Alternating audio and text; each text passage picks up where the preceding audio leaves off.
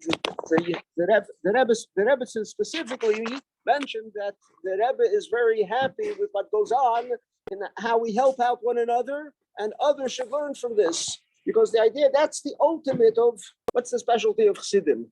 Specialty of Chassidim is really caring about one another, and the specialty of Chassidim is the one another expands into not just the ones sitting around the table here, but one another means about every single Yid, wherever he might be in the world.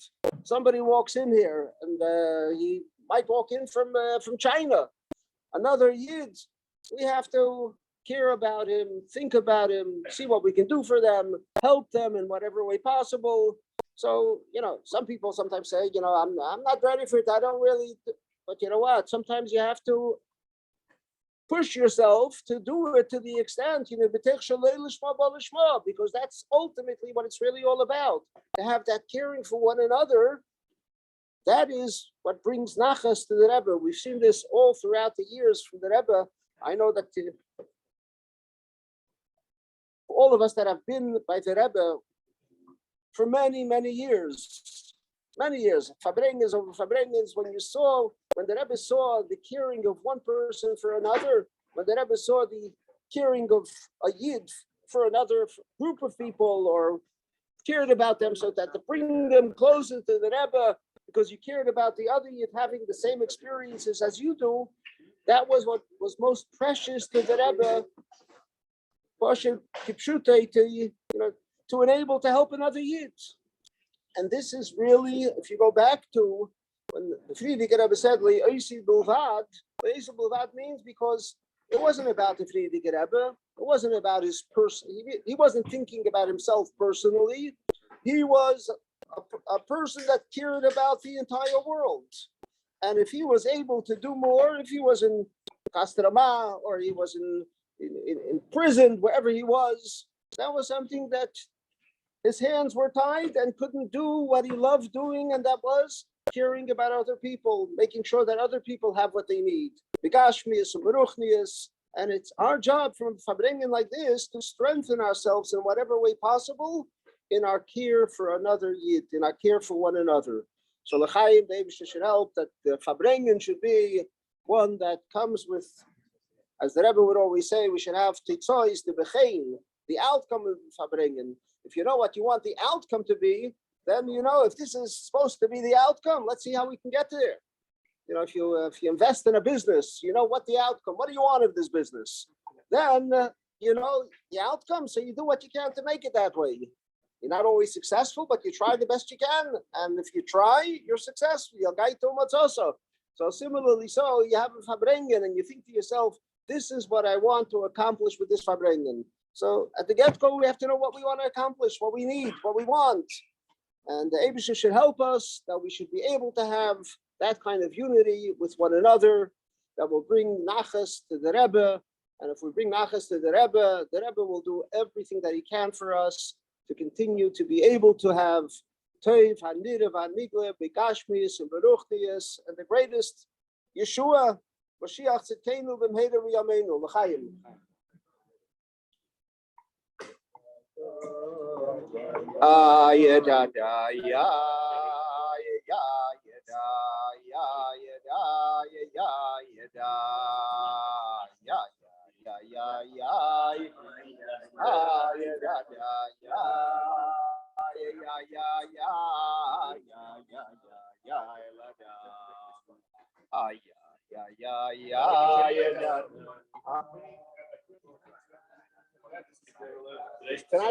Today.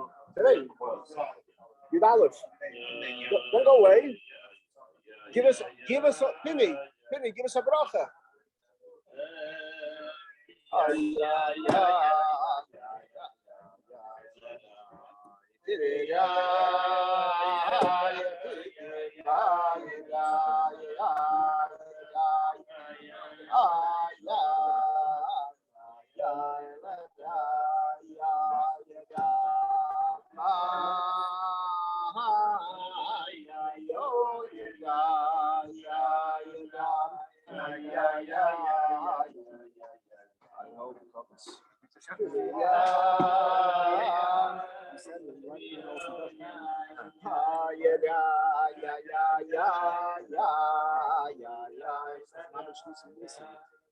Yes, we are.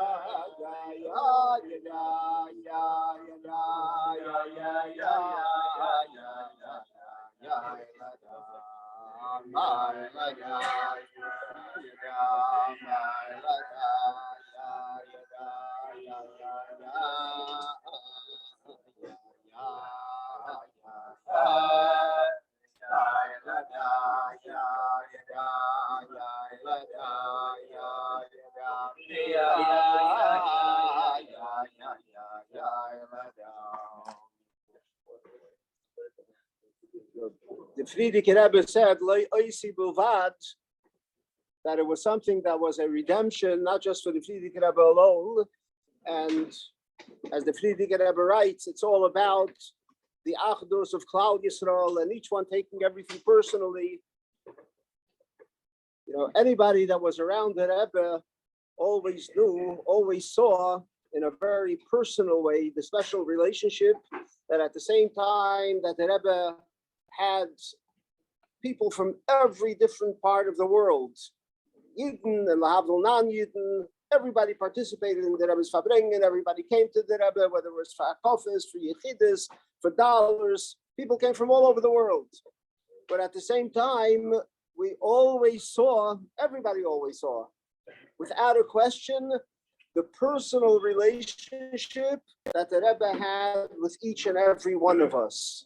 And each one of us that was by the Rebbe has, I'm sure, many stories of the way the Rebbe personally was involved in whatever it happens to be, you know, from your birth through the simchas, the bar mitzvah, and the chasana, and growing a family, all throughout. The Rebbe was always so personally involved, beginning with, I remember once upon a time, the initial Farbrengens that the Rebbe had. Farbrengens used to be in a relatively small place. 770 was a very small hall, very small. And I remember the Hakofis. The first time they had Hakofis in the new 770. This was in 1961. 62 when they first built it, middle, and literally today I remember the Rebbe looking at me very carefully during the Hakofis. As the Rebbe was turning around and I was standing right over here, the Rebbe like stopped and looked, pierced through. You felt like the Rebbe was looking at you through and through and sending you a message. And between you and the Rebbe, you got the message. The Rebbe knew how to relay the message. But this was not just to me as an individual, but every individual that was there, anybody that you spoke to was able to say the exact same thing. as the crowd grew bigger, it became a little bit more difficult to recognize that and to realize that. But the reality is, you see it from back when the crowd was smaller. You saw then that personal relationship that the Rebbe had with everybody, and that continued on. I saw it. Rabbi Itkin, I'm sure you saw it, and anybody that was there in the earlier years was certainly able to see that. And earlier years, I'm talking about in 1959, 60, 61, but the earlier years means from 1950. And those people certainly recognized it and saw it and saw what was going on and saw how the Rebbe related to everybody. And the relationship that the Rebbe had with everybody, this was when a person went into Yechidus. There were hundreds of people that went into Yechidus, and perhaps even in one night, from the beginning until the end, all throughout the 7, 8, 9, 10 hours of Yechidus. But each one, when they went in, the Rebbe was specifically talking to you, caring about you, concerned about you, caring about you, not just you, but you and the extended you, knowing what it is that you need, knowing it is what you have, what you don't have, and what you want, and what you're asking the Rebbe about, and what you want a bracha from the Rebbe from. There's a story where somebody came into the Rebbe. I heard this myself from this person who came into the Rebbe, and the person gave the zettel to the Rebbe, and the Rebbe responded to everything that he had put down on the zettel to the Rebbe. And then when he went out of Yechidus, he realized in great shock that he gave the Rebbe a blank zettel, a blank paper, and the zettel he left in his pocket. He pulled out the wrong paper and handed it written on it. So these are the kinds of things that we're dealing with, where the Rebbe was cared about you and was able to see through you and see what the issues are.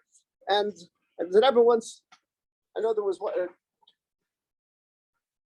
Rosh Hashanah, before Rosh Hashanah, there was, everybody would pass by the Rebbe and give a pigeon to the Rebbe. I'm sorry, before Yom Kippur, everybody would pass by the Rebbe and give a pigeon. No, before Rosh Hashanah. The Kippur was the Lekach. Before Rosh Hashanah, everybody would pass by the Rebbe and give. And besides that, there was a pigeon kloli that was written, and in it, for many years, my grandfather wrote that pigeon. In it, they wrote about what Chassidim are giving the Rebbe a bracha for, that the Rebbe should have atzlacha in this, and all the different things that the Rebbe was very heavily involved in. Certainly the times of the Yehudi, and issues like that, with brachas from Chassidim for the Rebbe should be matzliach. I remember there was one year that the Rebbe wrote, that the Rebbe said, and the Rebbe would respond, and the Rebbe would speak, for like a short sicha, respond, thanking for the brachas that were given, and respond with a few words. And one time the Rebbe said, he's thanking for all the brachas that were given, and for all those brachas that should have been written that weren't written in it. They too should be successful. We should be matzliach in those brachas. So the point of it is, the Rebbe knew what we wrote, what we should have written, and the Rebbe had in mind for us that not just the kinds of things that we think we need, but even the kinds of things that we don't even think we need. The Rebbe knew that this is what you need, and this is what you have a bracha for, and that's what the brachas that the Rebbe gave to us, because the Rebbe cared about us and wanted us to be successful in every way possible. And the Rebbe dealt with us literally like children. I mean, who doesn't remember, when the Sharf children, these were two children in Ebach, were Yisoimim, and this was when was it? In the early what? In Tafshinun it was Tafshinun. So the two little children, they would stand. The Rebbe made sure that when they said Kaddish, they went up to the Rebbe. The Rebbe asked, "Where are they?" And they would stand up next to the Rebbe and would say Kaddish next to the Rebbe. Today, these two boys, there's 4 children, I think. Yeah, huh? 3 boys and 1 girl. Yeah. So today, these children are shluchim. They're mashpiyim And these are kids who grew up without a father. I think the mother also, they had a mother, they have a mother, but without a father. And they say they felt like the Rebbe was their father. The Rebbe cared for them like he would be caring for his own child, and they felt that way. The Rebbe, by Kaddish they stood next to the Rebbe, by the Farbrengen they stood next to the Rebbe, whatever, by davening they stood next to the Rebbe. The Rebbe cared about them like his own child because he knew that's what they needed. And this was so for everybody that was that was around the Rebbe, saw that on a continued basis, that caring for each and every one of us. And it's something that we need to learn from that, so that in some way or other, we should have that a similar kind of relationship with one another, to care for one another. Even though, Baruch Hashem, every one of us has families. We have our own families that we care about. But as Chassidim, we have to look, Klal Yisroel, generally speaking, a Yid cares for another Yid. You go, you're on a train station in the middle of Rome, and you see another Yid at the end of the train station, you see, yell out to him, shalom, and manishma. You don't see the Italian guy or the Chinese guy yelling out to the other Chinese guy at the other end of the train station to say hello to him. Because amongst Yidden, that's the way it is. But specifically amongst Chassidim, it is that we don't just say hello. Where are you from? You have a place to eat. You have a place to sleep. What can I do for you? And that is what the Rebbe wanted us. That's what he wanted of us. That's what the Rebbe instilled within us, that we should have that caring for one another. And when somebody is missing something, we care about it. And when the Eibishter sees that we care about it, so for that, because of that caring that we have for one another, so the Eibishter gives us the greatest barachas of all, and that is the last moments of Golus. We have to learn more, we have to create shiurim, but creating shiurim with one another, that creates the friendship with one another. If you sit down and you learn with somebody and you spend time learning with him, it's bal yumolit. It's impossible to assume that you don't become closer to the other person because you're sitting and learning with him. What's that? We enjoy one another, and that's another way to become closer to one another. Because you have 10 neshamas. Imagine 10 neshamas get together and they learn Torah. So Torah unites them.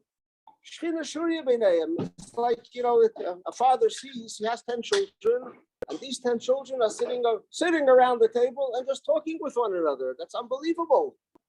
And they're talking about the right things. That's even more beautiful.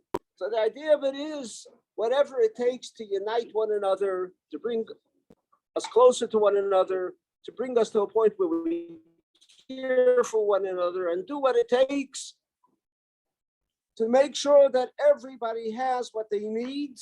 And, that's once upon a time, the Friedrich Rebbe, in order to make sure that everybody had what they need, he had Mesiras Nefesh, because he cared that everybody had Jewish education, everybody learns Aleph-Bais, that a Yid should know what he's all about. And in order to do that, once upon a time, you had to have Mesiras Nefesh, because during those years of the communist regime, they wanted to outlaw it. And the Friedrich Rebbe did all that he can. For what purpose? For himself, he learned and he davened that he did everything that he needed to do. He was doing all the mitzvahs, no question. But he wasn't satisfied that he was doing it. He wanted to be sure that there should be a continuity of Klal Yisroel. And the fact that we have so many people that have left Russia, and today we have people leaving the Ukraine, and these people, their whole Yiddishkeit came as a result of, as the Friedrich Rebbe said, that at that redemption in 1927 of the Friedrich Rebbe, it didn't just affect him. It affected all of Klal Yisrael, literally. Tens of thousands of people were able to, and more and more people for all the shluchim today that are in Russia, and today they're able to do what they want. Today you don't have to do it secretly. And they're able to do it, and they're bringing so many Yidden back. What are they doing? They're really reawakening that flame, that neshama that has been awakened, that has been able to happen able to continue to happen, to go on as a result of the Frierdiker Rebbe. So L'chaim, the Eibusher should help that we should be able to, again, be inspired to do a little bit more for one another. And the way we do for one another, we need to be inspired ourselves first. So it takes learning and davening and everything that we need to do to be inspired to care about another person. L'chaim, and everybody should be gesund. Should be gesund, and there's certain things we can, if a person needs something, you can do something for them. If we can't do something for them, say a kapitel tilim that somebody should be gesund, or give some stock and somebody should be gesund, to the point that you really care. Chas v'shalom, if you know there was somebody in your family that wasn't well, you do whatever you can. Another kapitel tilim, another shir, whatever it takes, whatever you can do. People nebach, they have their family that's not well, so they're either say for Torah and whatever they can do. Why? Because if there's something I can do, I'll do it. So that's the way we should be caring about every single yid. We should be ready to do whatever it takes. And Baruch Hashem, we don't need Mesiras Nefesh today. We should just care. L'chaim.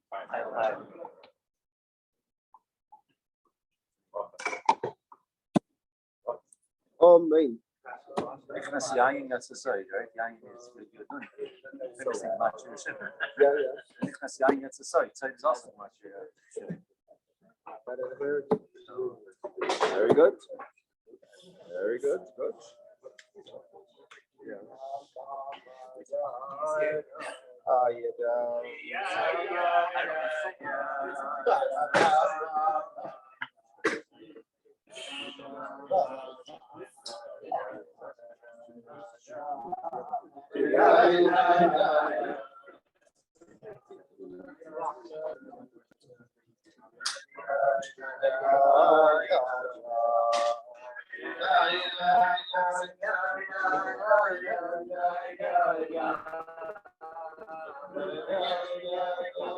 Hello, Nechemia. Oh, good. Have a grace of the Lord. Good.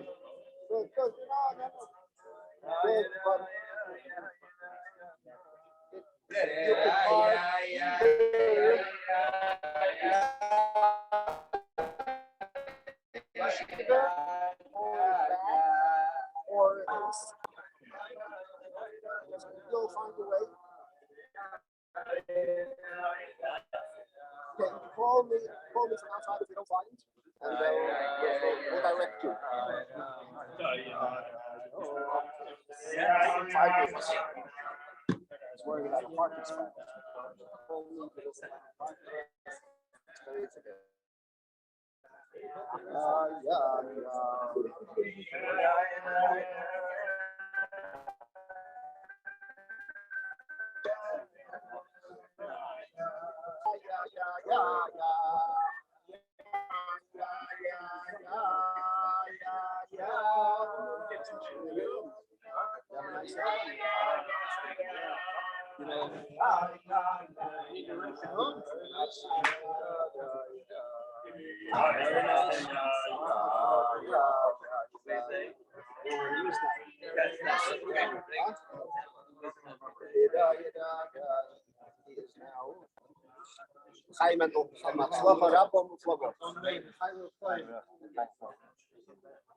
It's gonna move.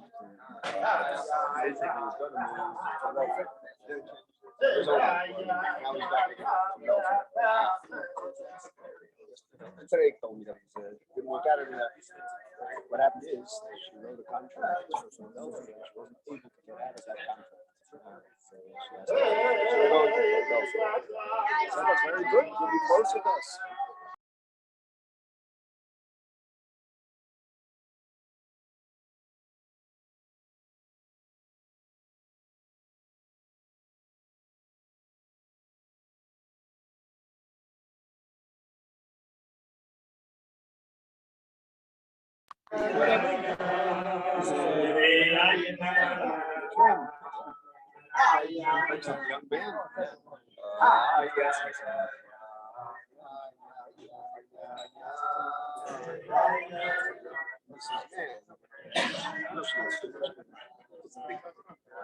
Giluyim.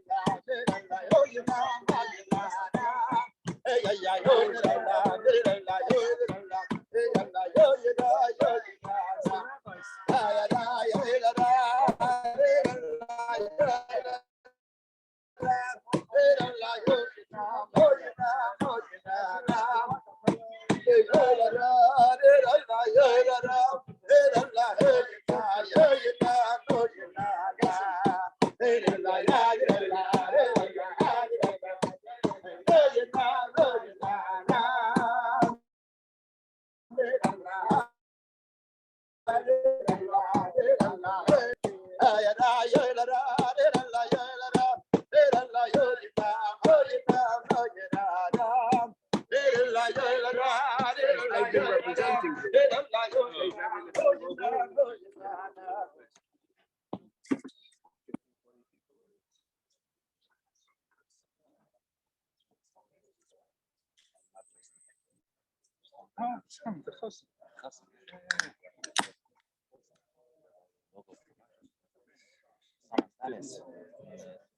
I'm going to Farbrengen. Coming to a Yeah. That's it.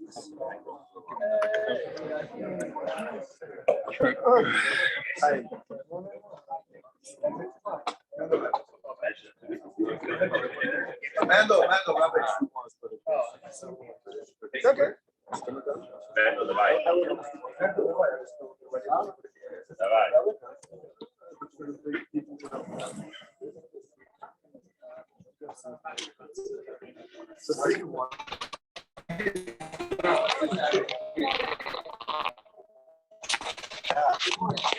One more. Still in my car. Shabbos. I'm equipped. Well equipped. Baruch Hashem. Jetzt sehr heil und Achtung. You never know, huh?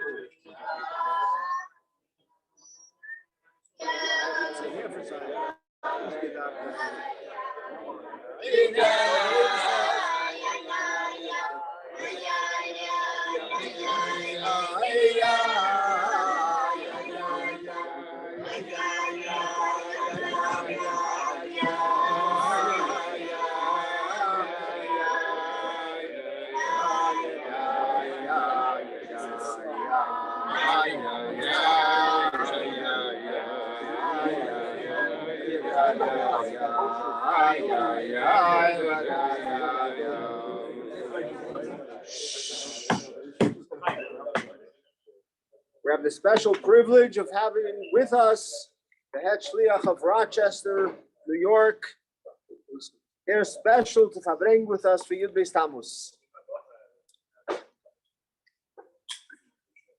So the Rebbe is to helfen that everyone that needs a refuah shalema should have a refuah shalema b'teif hanire v'hanigla. Take it from the yad mamish.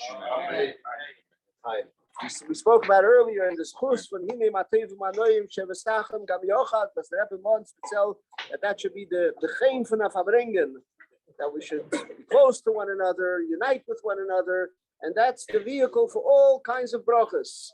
So that's what it is. Chaim.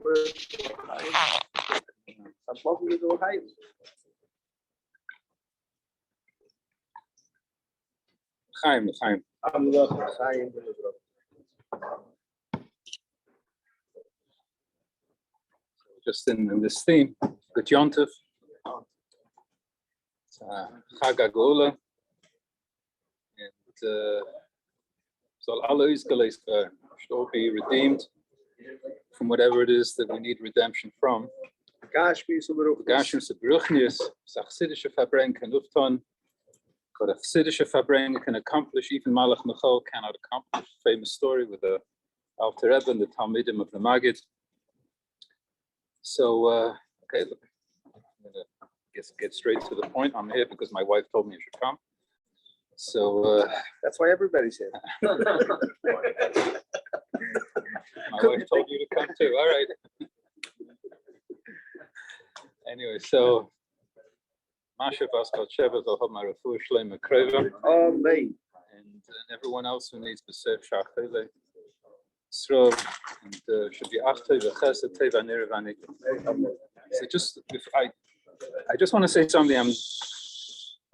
I would use the term Postim B'Kovid Achsani, but this sounds like a speech, so it's not a speech. But nevertheless, we're talking about Chassidish Farbrengen and Ahavas Yisroel. I just want to say that my coming here to Pittsburgh, you say I really came to Farbrengen. That's the real reason, right? And then that should be it. That's it. And then everything else should be accomplished. Tell already. them to be signing out. Yeah. So just want to say that what I've seen in this community is Mamish Achnos Orchim and Akmilas Chasadim Lahafli. Amazing. So you guys know it, but you should know that it's amazing, and you should be proud of it and keep it going and nurture it, and it should be only for good things. You should have Achnos Orchim and Simchas again in a way of Achtay V'Chesed. L'chaim. L'chaim. So there's a Nakuda of a Sikha that I learned a long, long time ago.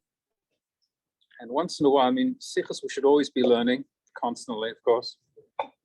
But I think we always encounter a Sikha that when we learned it the first time, wow, this like resonates. It kind of just sort of hits it on the head. It really does something. And there was something about this Sikha that I don't know how many years ago was the first time I learned it, but ever since then, every Yud Beis Tammuz, it comes back to me, this Nakuda. It's a Sikha where the Rebbe talks, I'm not going to chazah the whole Sikha, but just a point from it. The Rebbe talks about how the Frierdiker Rebbe writes in his diary that what helped him get through the very difficult experience that he had to endure through that whole imprisonment, the torture and everything else, what helped him get through it was the Torah of the Baal Shem Tov, was the teaching of the Baal Shem Tov about Hashgacha protest.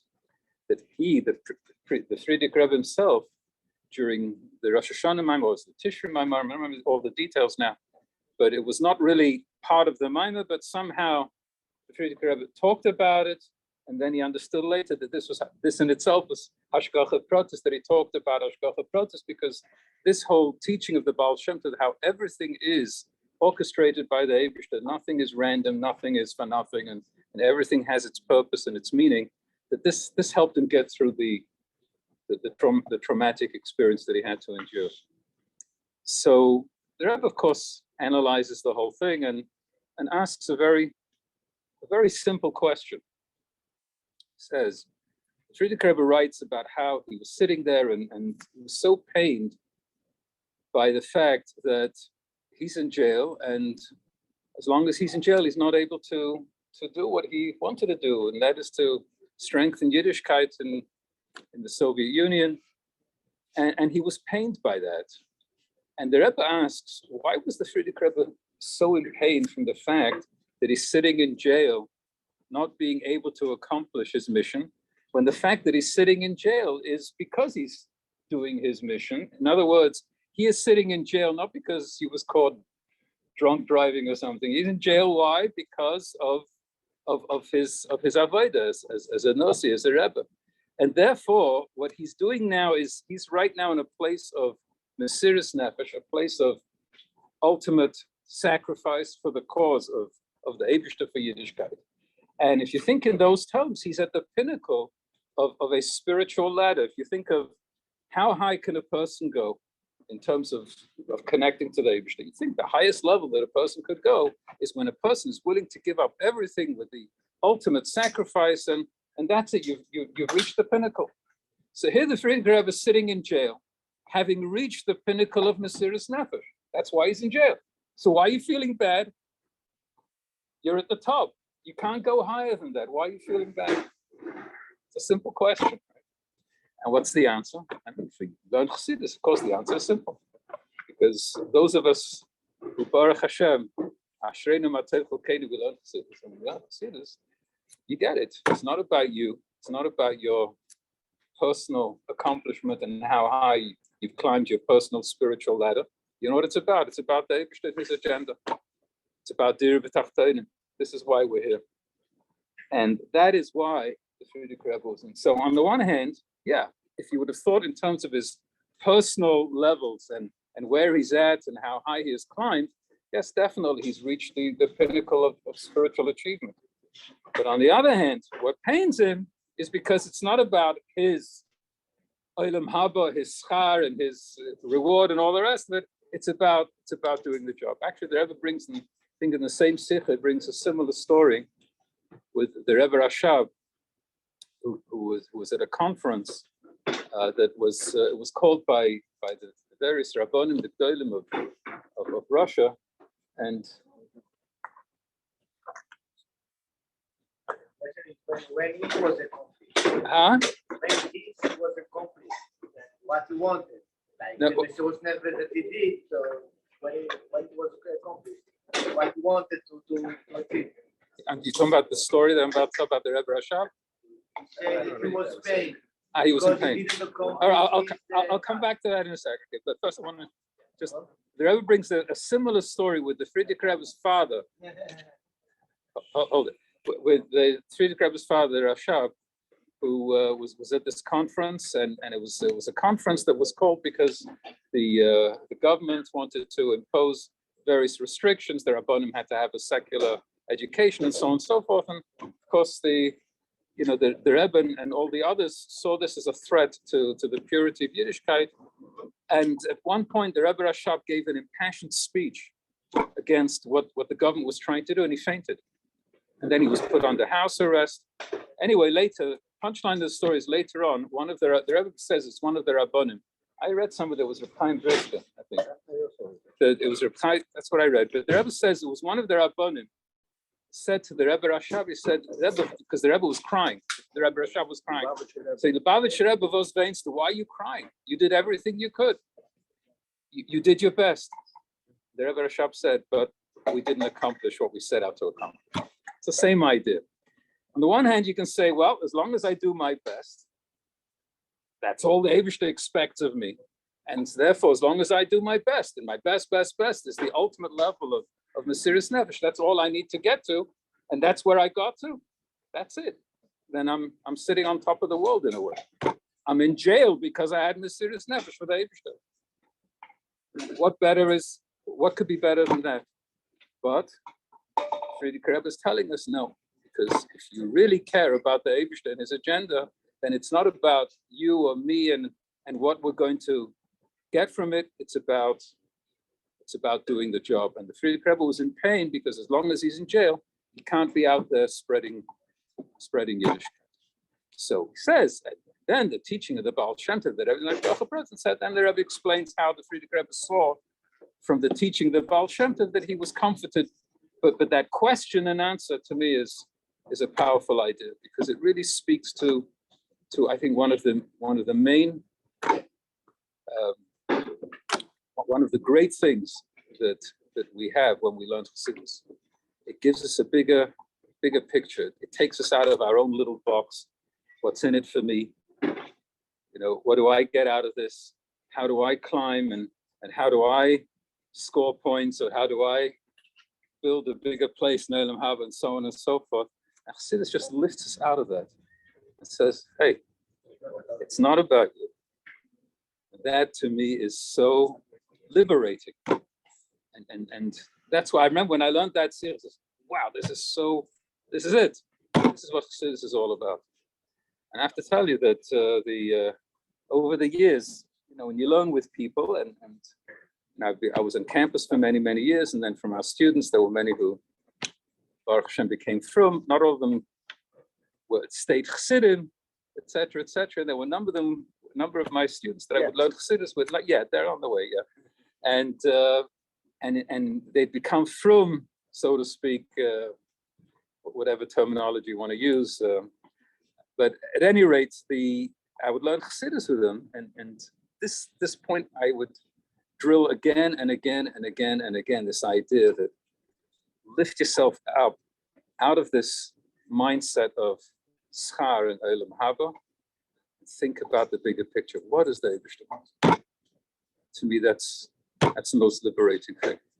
So l'chaim, we should learn Chassidus, and not just learn Chassidus, but teach Chassidus, share it with others, because this is, we talk about Ahavas Yisroel, the greatest favor you can do another Yid is to help this Yid see the bigger picture and help this Yid understand that he's part of something huge. He's not just here to build, because it can be very stifling at the end, you know, it's all about me, me, me.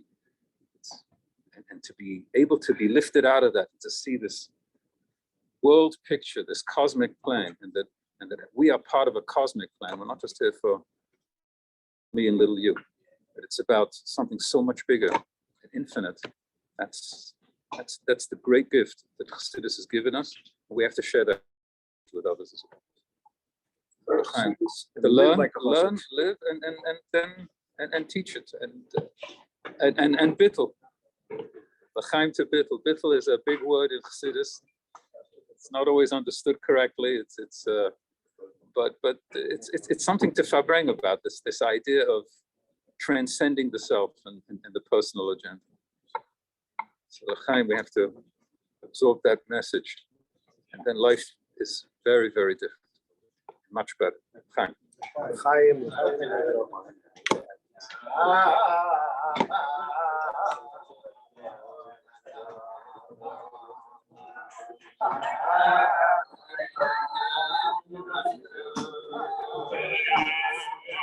Just in the time. Hide it.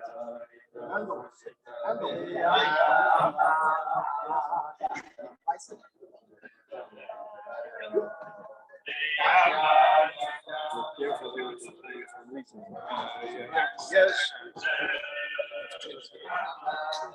Kids and those that are adult kids. You have to remember that the person is to live.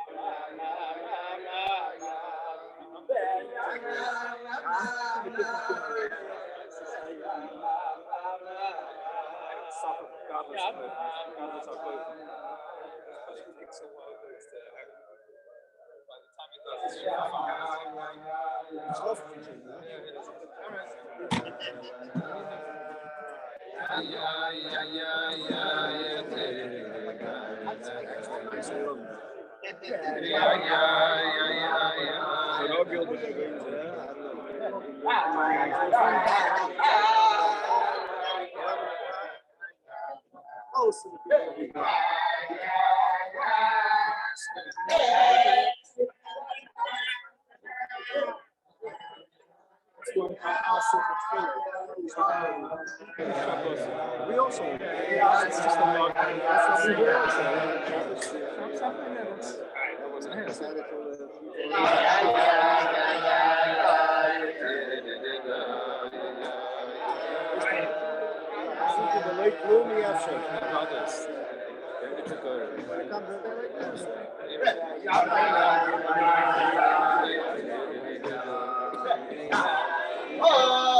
Once upon a time, Yud Beis Tammuz was in Yud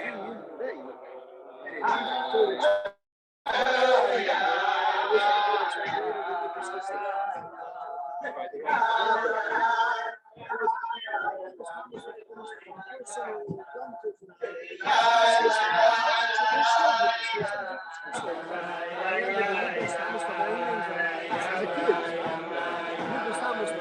Especially, it's my birthday. Every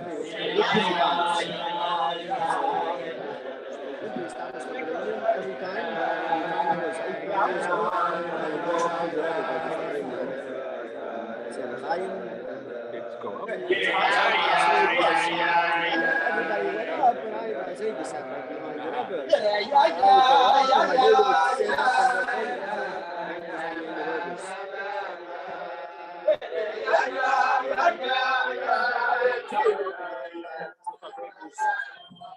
Good.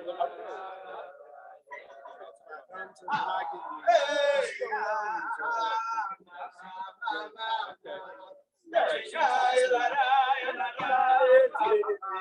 was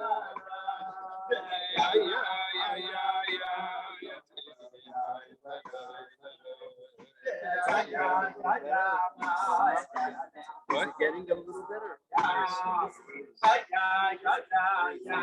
lot of pain. You know, from yesterday today, I can't tell I see any. The numbers are better, the labs are better. Yeah, the 6 months.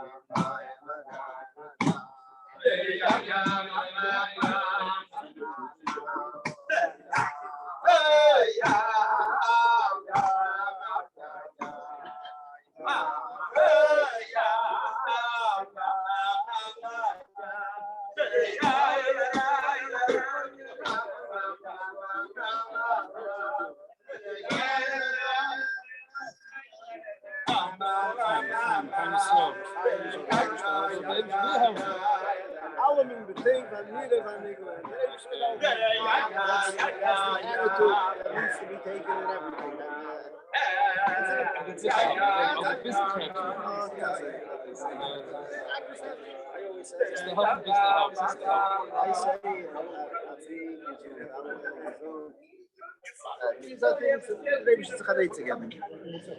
The Rebbe should get together. Like you say, people is Unfortunately, over and under, it's abused and whatever. Kind. Begrijp, de Rebbe should het zeker ook.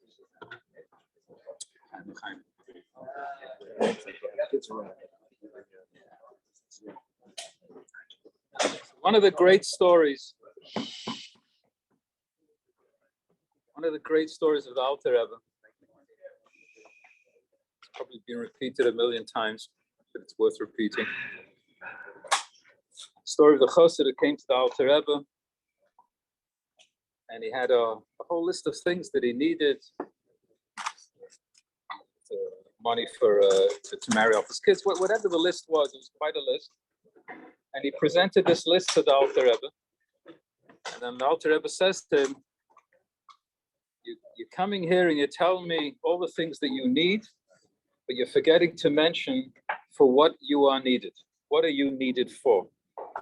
Then the story goes that this chassid, it hit him. This whole thing, he was so focused on what he needed, and the Alter Rebbe just pulled him out of that. And the shock of that was so much that he fainted on the spot. And then I think that the end of the story is that the Alter Rebbe did give him a bracha, and everyone lived happily ever after. But this punchline of that, instead of focusing so much on what we need, and of course we need, and again, I'm not chas v'shalom, minimizing in any way the legitimacy of our needs. There's no question that if a Yid needs something, then a Yid needs something, and it's 100% legitimate, and 100% the Eibishter will come through. However, just what the Alter Rebbe is really saying, though, is that it's not only about what you need. There's got to be that sense of what am I needed for, and this is this idea of bittul. This is, and again, the Friedrich Rebbe said, what I need a connection to the Eibishter, and I've got it sitting in jail at the highest possible level, because here I am at the pinnacle. I'm at the level of the serious nefesh. And instead of saying, oh, I've got what I need, Friedrich Rebbe is saying, what am I needed for? That's the question he's asking himself. And as long as he feels that what he's needed for, he cannot fulfill, so he felt that the pain of being in jail. So, these are great stories. And, when we tell stories of our Rebbes, shouldn't just tell a great story and say, oh, we have such a great Rebbe. But what we've got to say is, what can we take from this story and apply to ourselves? Now, obviously, we're not Rebbes. But nevertheless, there's an old saying, as a chassid is a shtik Rebbe. You've heard that saying? A chassid has to be a reflection of the Rebbe. And if a chassid is a shtik Rebbe, then any great story that we tell about the Rebbe somehow has to reflect on us. And when we tell a story about the Friedrich Rebbe going beyond himself to the point of being in pain because he can't fulfill his shlichus of being meifetz Torah in Yiddishkeit, that there's something of that we have to absorb in ourselves. It's not enough to say, oh, great Rebbe, and put the Rebbe on the pedestal.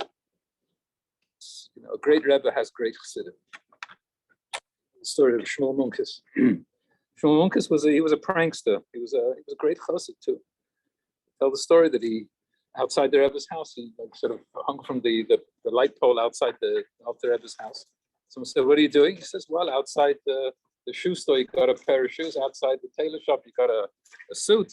So outside the Rebbe's house, you have a chassid, right? Because a Rebbe needs chassidim. As much as chassidim need the Rebbe needs chassidim. And therefore, when we tell stories about our Rebbe, we've got to just say to ourselves, not only is it a great story, but okay, now what's in that story that I can bring into my own life? So this idea of it's not what I need, or at least it's not, the focus should not be totally on what I need, but I should focus on what I'm needed for. That's a big deal. It's a big deal, which is why I'm sitting here speaking, by the way, because I can tell you that I by no means have any claim to be any kind of mashpia. Baruch Hashem, I learned in yeshivas, and I saw mashpiim, great chassidim, and by me was always that sense of who Farbrengen, someone who has what to say, someone who sits and learns and davens, someone who has teichen, someone who has some real content. And so what am I doing here? But the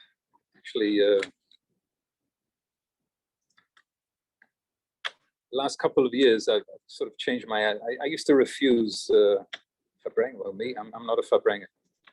And I would refuse to find someone who is worthy of the title of mashpia. But then I realized, you know what? Hatzvi-Bais is often do that. This story again, story of the Alter Rebbe with the Chassid. I forget who the Chassid was. Was it Alter Rebbe? Was it Sibula? I think so.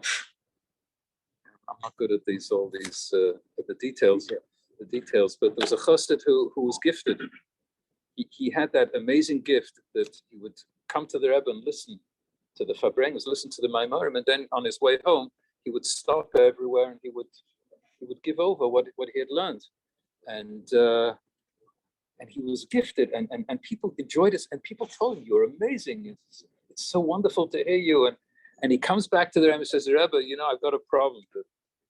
I'm doing. You told me to chazir chassidus everywhere, but my yeshus is kind of getting inflated with all of this because all I'm hearing is a lot of compliments, and I feel that it's somehow, it's impeding my own spiritual bittul growth." That sounds like a paradox, bittul growth, but whatever. Anyway, so he says maybe I should stop. So what did the Rebbe say? Become an onion. Why an onion? The Rebbe once talked about that, but anyway, the point being, it doesn't. The cup and the it's under the ground. Point being, stop thinking so much about yourself and your own personal climbing the ladder. You're here to teach Chassidus, and in the event that teaching Chassidus somehow is going to feed your ego and your yeshus and your nefesh bahamis, deal with it. But the other guy shouldn't have to suffer because you don't want to. You want to protect your ruchnius. So again, it's the same idea. You see this? It's a theme that again and again and again and again.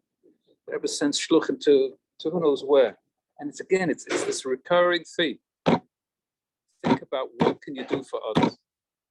Not so much what you need, but what you are needed for. It comes back to the Farbrengen Rebbe. This is, to me, a powerful message, and it's a message that got to Farbrengen about this, and absorb it, and internalize it, and really move forward. And whenever we're faced with those dilemmas, should I, shouldn't I? Then remember that. Is it what you need or is it what you need it for? That's a good way to resolve your dilemma. Should I do it? Should I go here? Should I go there? I'm being called here, I'm being called there. And the answer to the question would be, is it what I need or is it what I'm needed for?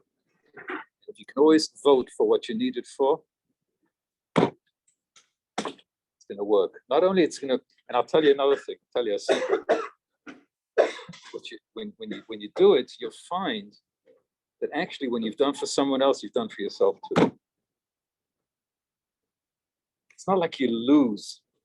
I was going to do this for myself. Nah, I got schlepped away and I gave away my time for somebody else. You know what? You gave away for somebody else.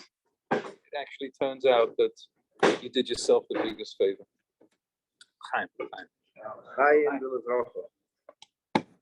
There was a Yid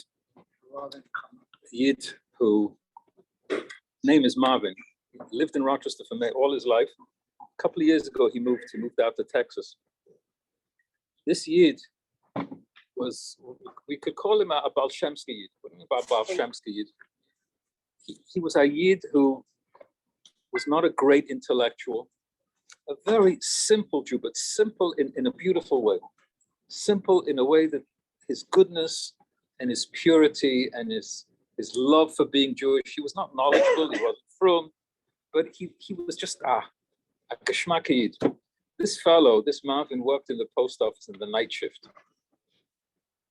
And what he would do on his way home from the post office, he would drive by Chabad. If he saw a car in the parking lot, it's like 7:30, 8 o'clock in the morning. It was pretty early after the night shift. If he saw a car, it means someone's there, and he come knocking on the door and wants to put on tefillin. And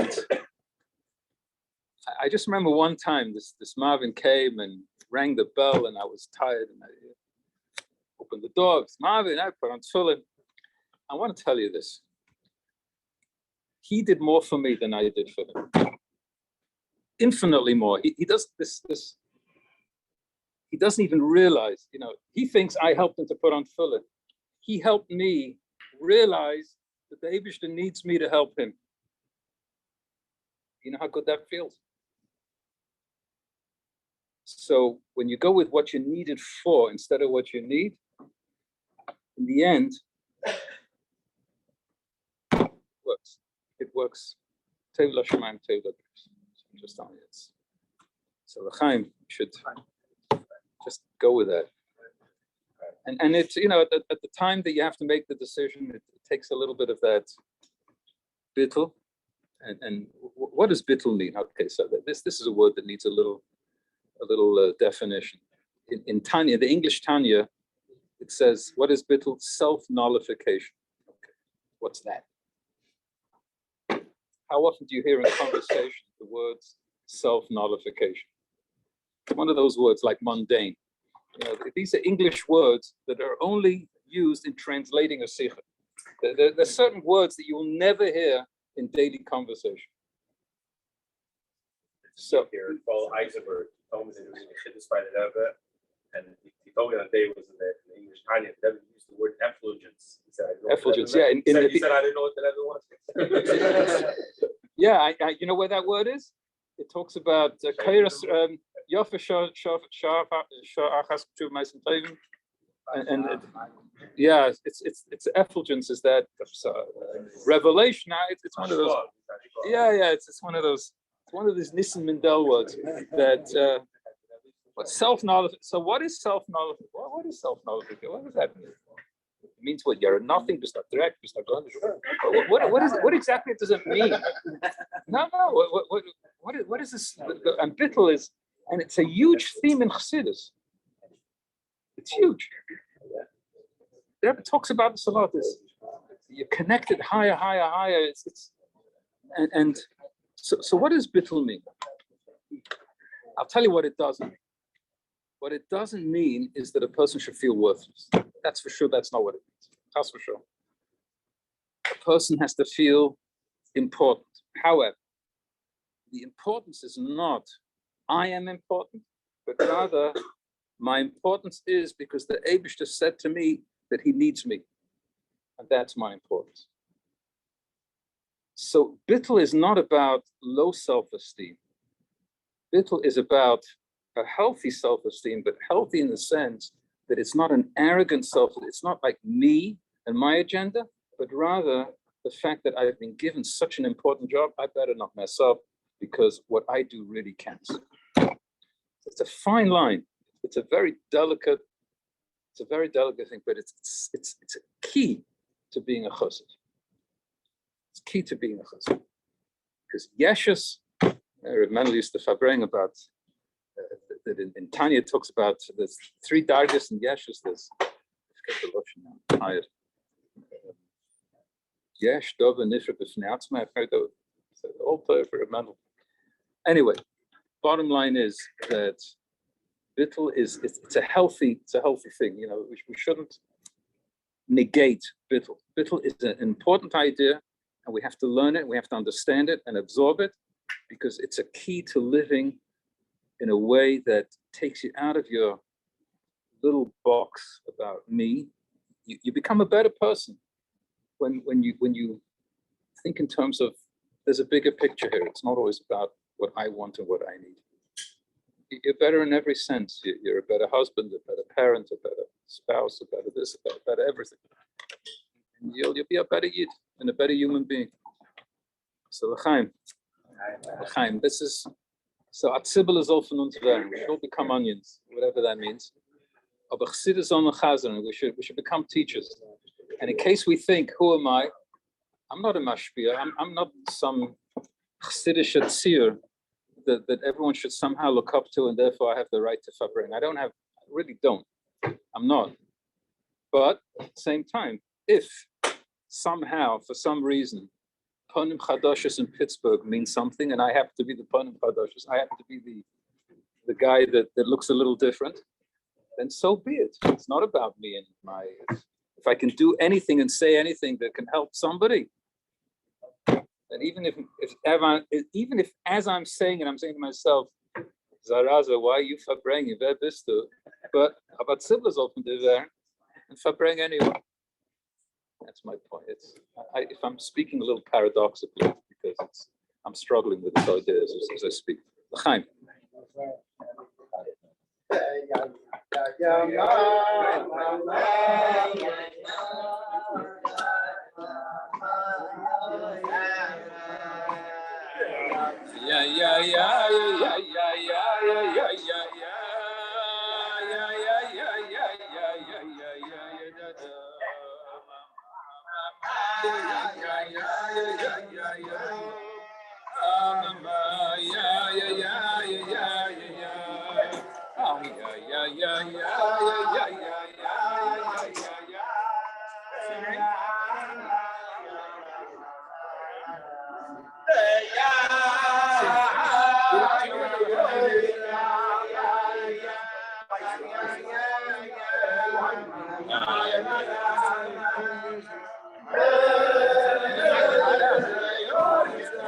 Rochester, New York, really? What?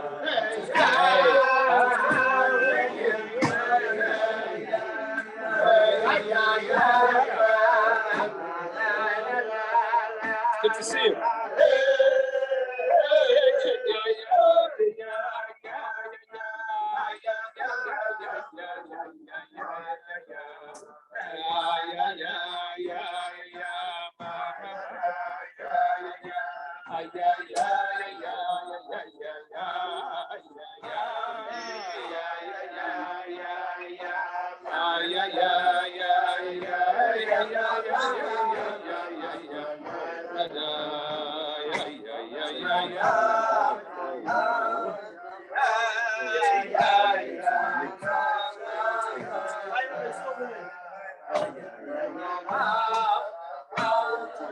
David Amelech, the guy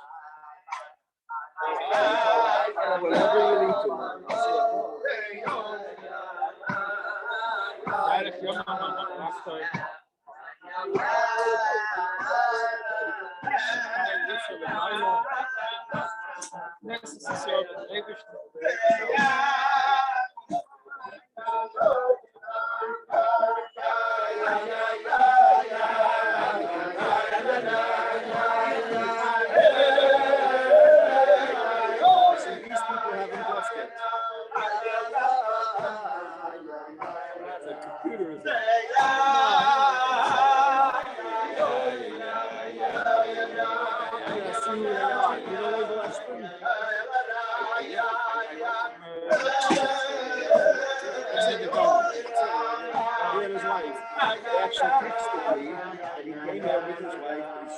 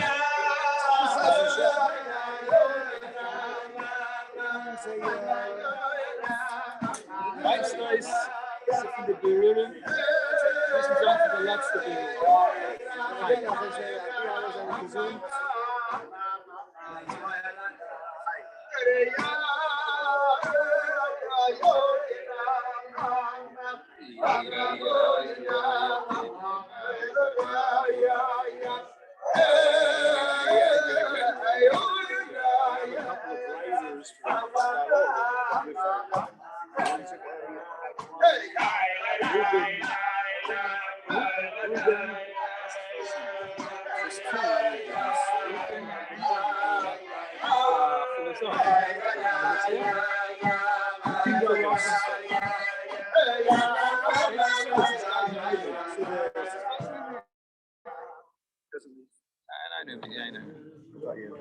L'chaim. I'm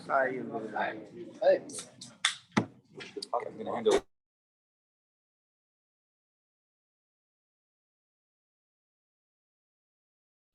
As Rabbi Rosenfeld said earlier, the purpose of a Farbrengen is bring people together, bring Chassidim together. This is really the juice of Chassidus, Luchis. And when the Friedrich Rebbe wrote the letters about Shabbos Mevarchim, about saying Tehillim, very same letter says Farbrengen. As important as it is to finish Tehillim, Farbrengen, because bringing together is really the key to Chassidim being together. Tell a story of the I think it was the Tzemach Tzedek. Chassidim came to Lubavitch, and the Tzemach Tzedek was looking out the window, and he saw how the Chassidim are arriving and they're embracing each other because they hadn't seen each other in so long, coming for Yontif to the Rebbe. And the Tzemach Tzedek remarked, as the Yitzchok is geschlossen, which means that how you said in English, the travel expenses you've already gotten what you paid for. The fact that Chassidim are embracing each other and feeling a connection to each other, that's already, the rest is profit. The rest is already profit. So a Farbrengen, when Chassidim come together and sit together and we help each other and we talk to each other and we talk with each other. We don't talk at each other, but with each other. That's a real Chassidish Farbrengen.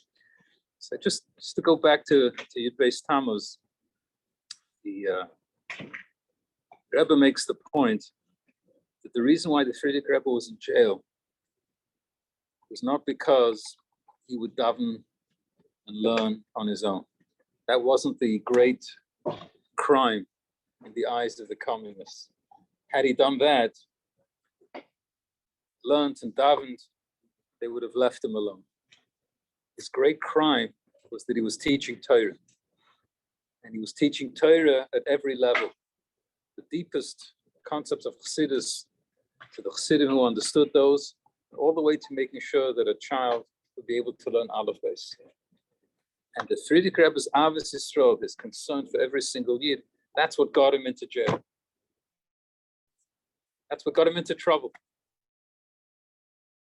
Anyway, so the point is that this is what we have to learn. We have to have Mesiras Nefesh for Ahavas Yisroel. Every time when we talk about Yud Beis Tammuz, there was always something that bothered me about the story of Yud Beis Tammuz. What bothered me was always the fact that the interrogators of the Friedrich Rebbe were children or grandchildren of Chassidim.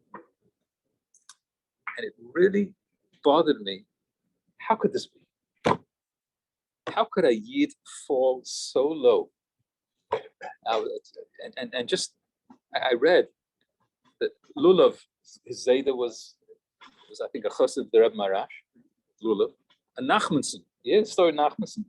Nachmanson said that, and he was like bragging to the Friedrich Rebbe that he was born from a bracha, after the Rebbe Rashaba from Rebbe Marash, but and he just laughed the whole thing off. And Nachman was rebel. My father told me when he was arrested, his father was fasting together with everyone.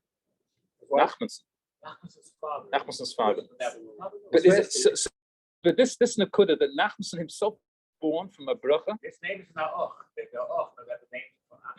So here I want to tell you something. So I read. I remember. I think if you get the who's ever on the sermon group Stammer.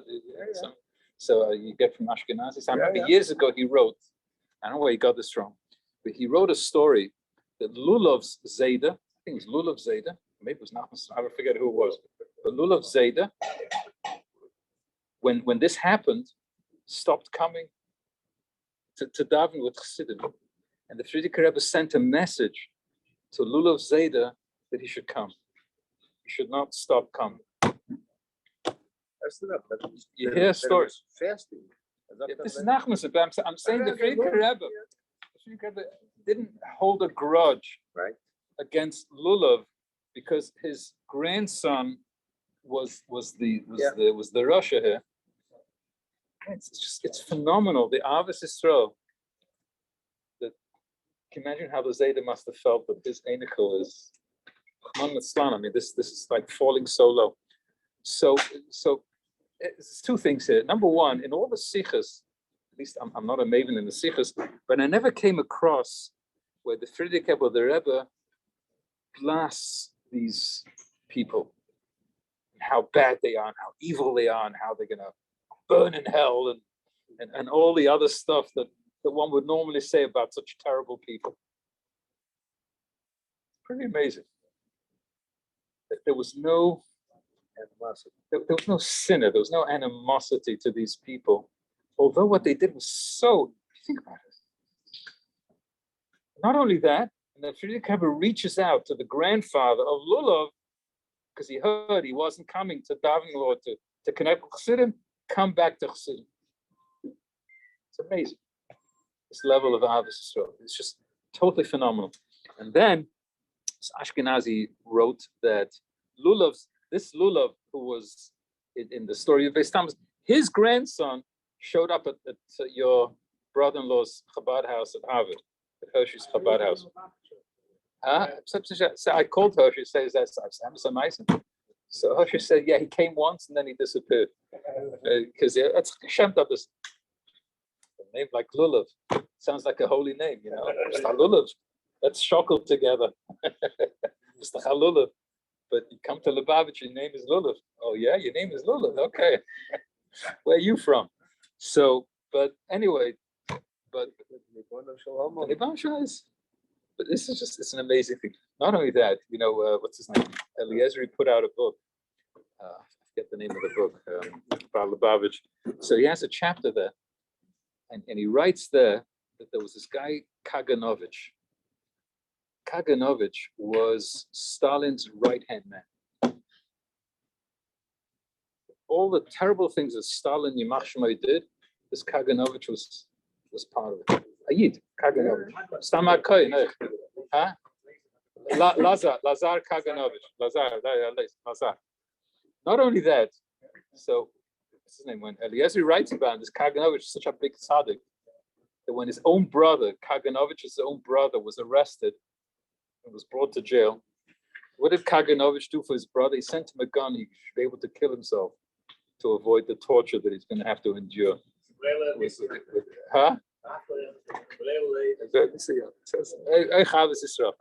So here, so I don't know where Eliezer got this from, but he writes that the Rebbe was trying to reach this Kaganovich because he lived a long time. Efshe, maybe you can bring him back to Yiddishkeit. This Kaganovich, who has so much blood on his hands, unbelievable! How terrible! Our Rebbe, yeah, our Rebbe. They asked about this Kaganovich. Efshe kamen the Griechen, machze b'tshuva sein. Huh? It blows you away. Huh? Whatever. Yeah. It is not our job to decide if he is exactly. Or he That's isn't, my point. Is what I'm trying to say is that here's a guy under normal circumstances. Under normal circumstances, everyone would say this guy should really go wherever, and that the Rebbe should care about somebody like this. You see now this Reuben with research, you know, about all the people that were involved in saving the Frierdiker Rebbe. Yeah. And it was somebody who was best buddy with Stalin. They has pictures of this guy sitting there, and this is the one that actually they through him helped to get Frierdiker Rebbe out. Really? Yeah. Yeah, the whole right. He just did a whole write-up. Yeah, just But the Rebbe says in a Sikha that one of the Nisim, one of the great miracles of the Yud Beis Tammuz story is that B'Shas Maisa, Chassidim went and risked their lives. They went to the authorities, and nobody suffered anything. That's amazing. Which is the Rebbe speaks about the Hashem li be'ezri, bani yere b'soinai. The Rebbe says it's a Tammuz Sikha. That's the Sikha about Tammuz. The Rebbe says the following: that the first Maimer that the Frierdiker Rebbe said after he was told about his freedom was Hashem li be'ezri, bani yere b'soinai. Only the next day, this was Yud Beis Tammuz. The next day, Yud Gimel Tammuz, the Frierdiker Rebbe said a Maimer of Baruch HaGimel HaYod Tevis. The Rebbe asks, "We come this? The first Maimer should be Baruch HaGimel. Then Hashem will be Eizri v'nere b'Seinai." And the Rebbe's masbir, the first thing the Frierdiker Rebbe wanted is to be sure that anybody that was involved in getting the Frierdiker Rebbe out of prison should not be hurt. So that's why the first Maimer was at Tefillah, the Rebbe says. It was at Tefillah, Hashem libi oishes, or the Rebbe Shazayim mit mir, for all those that helped. It was so it's a beautiful sikha. L'chaim, so the Rebbe to helfen, that we should have an emissary, Yeshua, the Teva, Nirva, Nigle, is beruchtius und alles am haben da davor schleimer davor. Amen. Masha bat Batsheva. Ben Sim Asia. Baruch Mendel Ben Bela.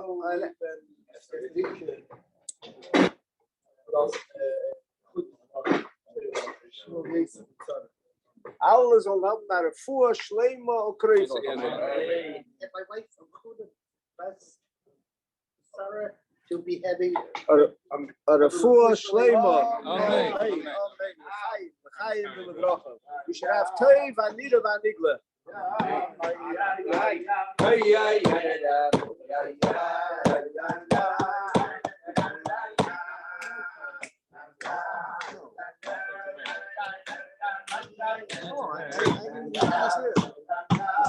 have my room, I have my basement room.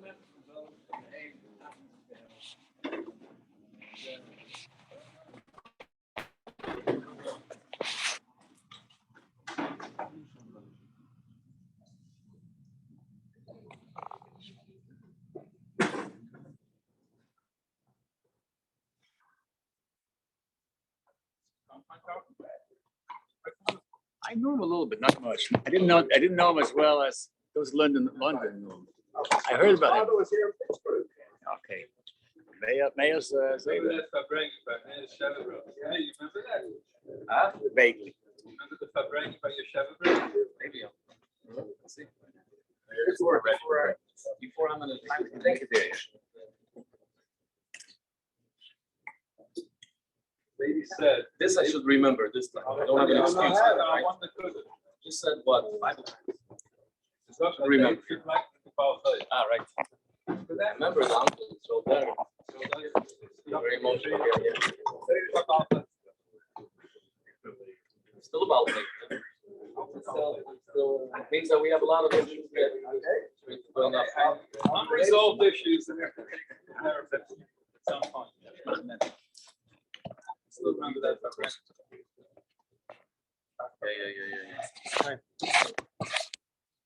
Yeah.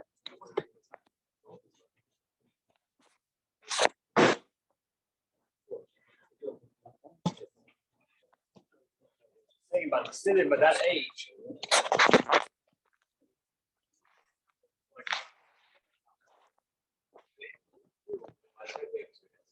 They look through like the little details. That was basic. Never look at them out nice. They left the first Beis Tammuz. So where was your father then? My father tells me actually the first Beis Tammuz happened was in that. I figured I was 16 years old. So it was such a big Farbrengen. I never met him. So he jumped off this roof. The Rebbe says how the first Rebbe stayed somehow when the Rebbe became free, right? He first had him sing them, and he was making coolest. The Zun, Sheikhet.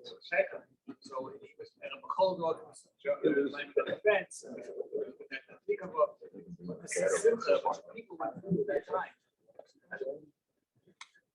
I heard actually, when Friedrich Rebbe left Russia,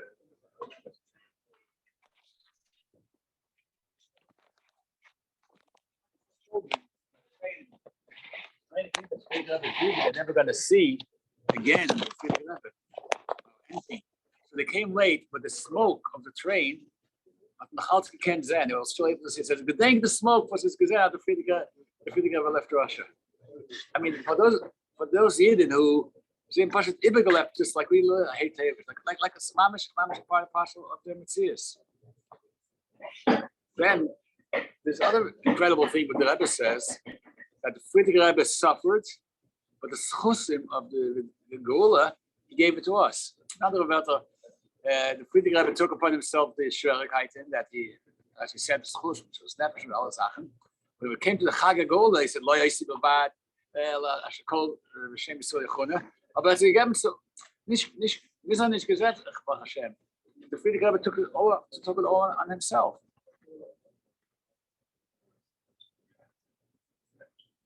I was discussing Shabbos. It was a very beautiful Farbrengen. It was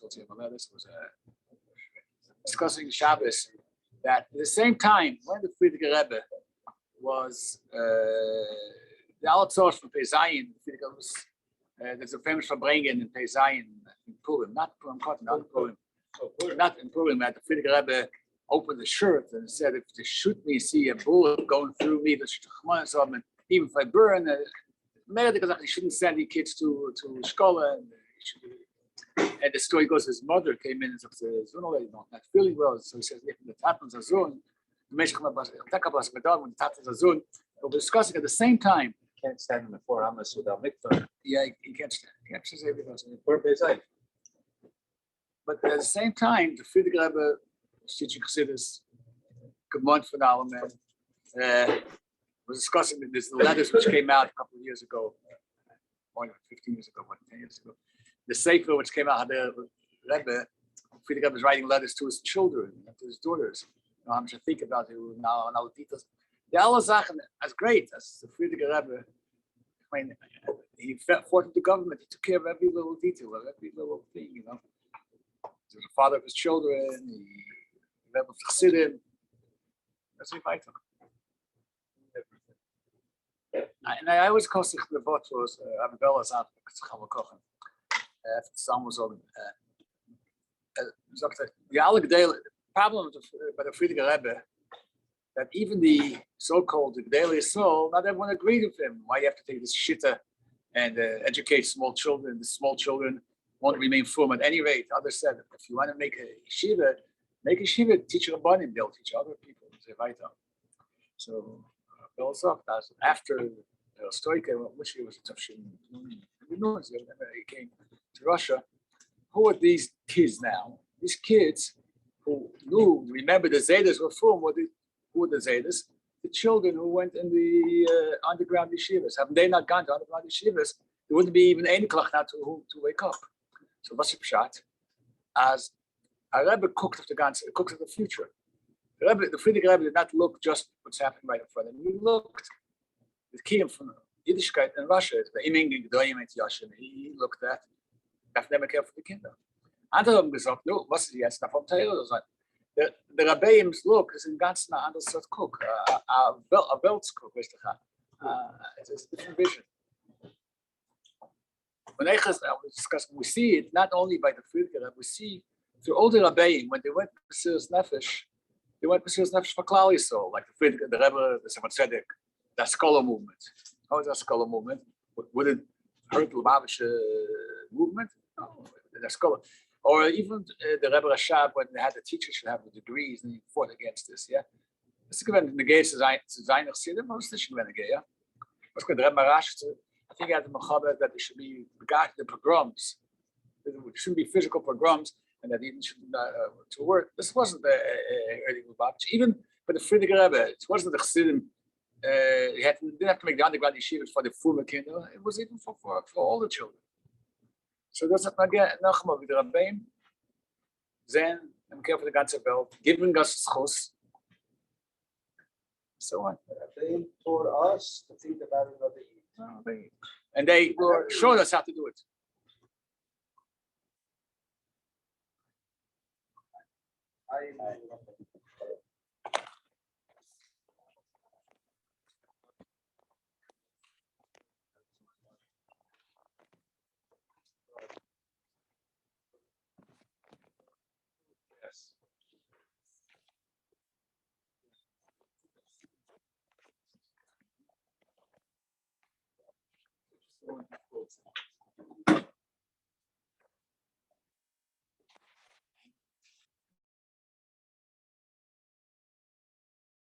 I'm willing to guess that the pasuk that the Rebbe quotes the most is Va'amech Kulam Tzadikim.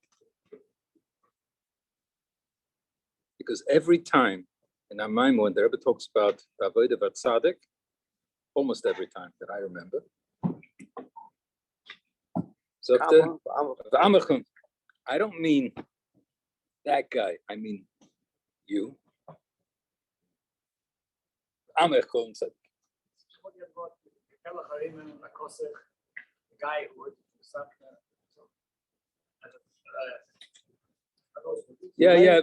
Melemis Karima, yes. Hayatochen.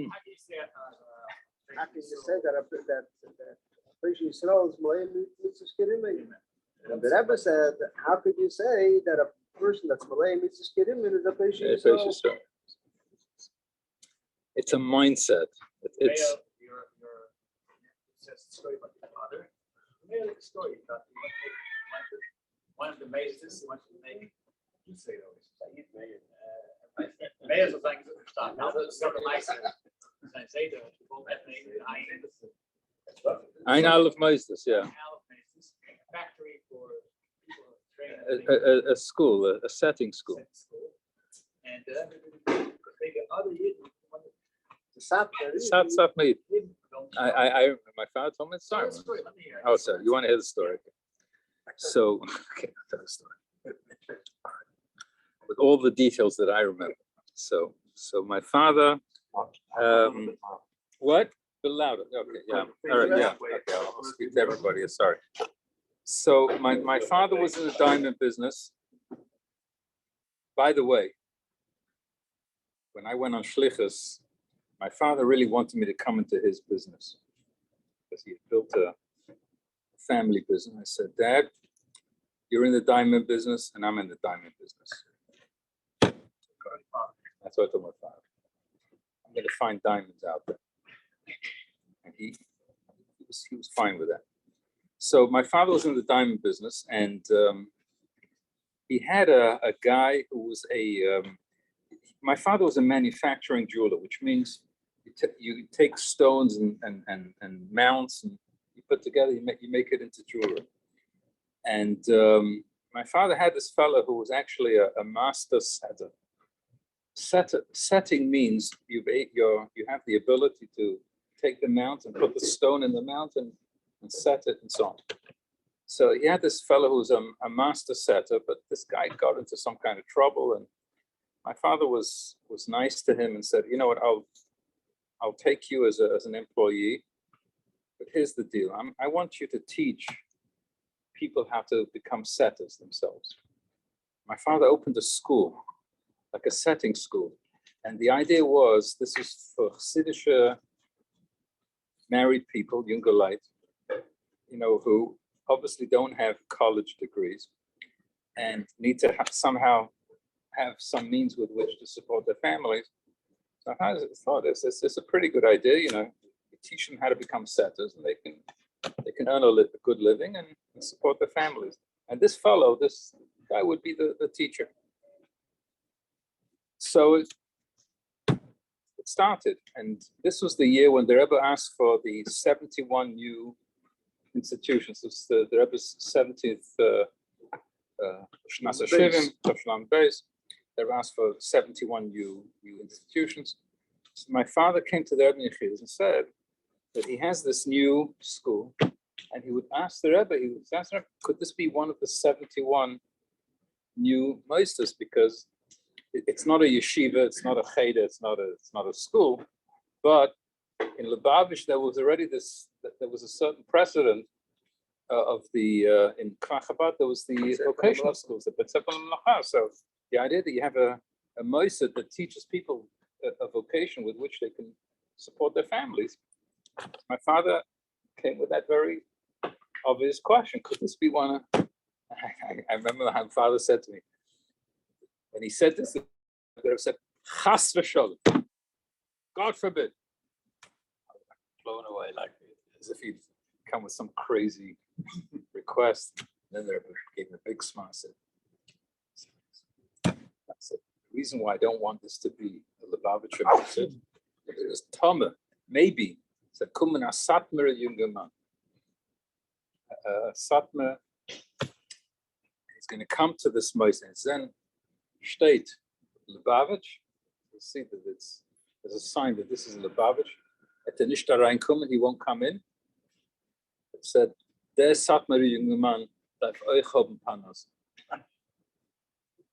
Therefore, said the Rebbe, I would prefer that it not be called Lubavitch, should be one of the 71 institutions, so that the Satmar young marrieds should feel comfortable coming there, learn the trade, and be able to support their family. So he agreed to be one of the Masons, not called Lubavitch? No, it's not one of Wasn't one of them. the Masons.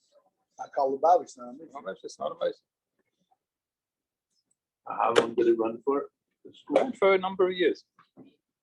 What's the time from that? That's the pshat. Yeah. What's that grace in Rebbe? That's the pshat. As our grace in Rebbe, he loves every Yid, even those who might not walk into a place because it has his name on it. You hear? You hear how crazy the Rebbe's love is? Any normal person will say, look, you don't want to come because it has my name? Don't come. Have a nice day. I don't care. You don't care about me. You won't even step in. Goodbye. Rebbe loves every Yid so much. It's the Rebbe loves every single Yid.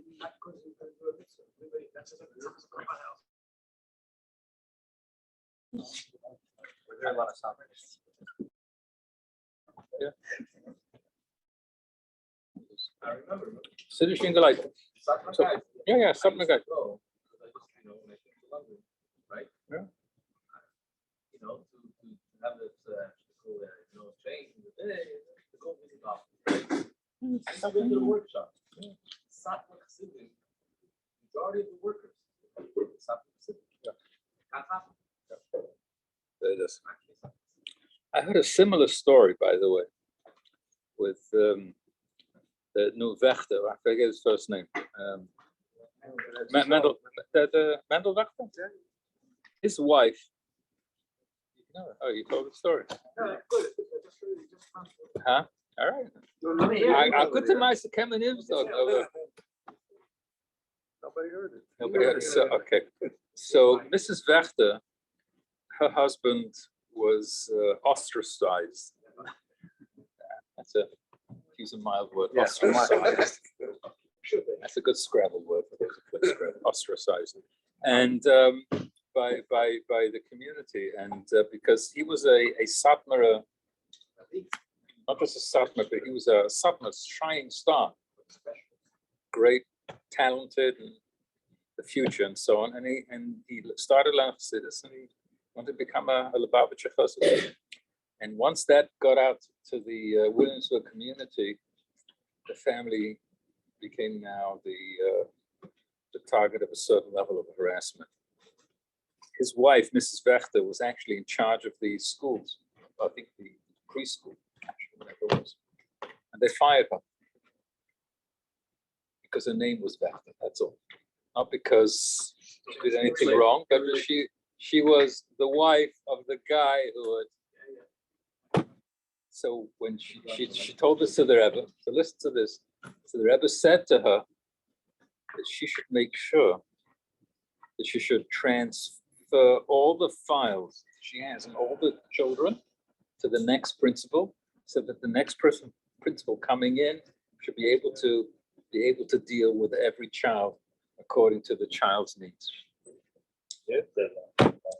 Instead of telling her, you got a lawsuit, go get him. Those chaleras, how dare they fire you? What's the Rebbe's attitude? Children. They need good chinuch. And that's not what you need. What do you need it for? I need revenge. What I need it for, make sure the next principal has all the information she needs so that the children get what they need. That's we have a great Rebbe. We have a great Rebbe. Now the Farbrengen is not how great the Rebbe is. We all know how great the Rebbe is. And the New York Times, and everyone's going to write articles about how great the Rebbe is.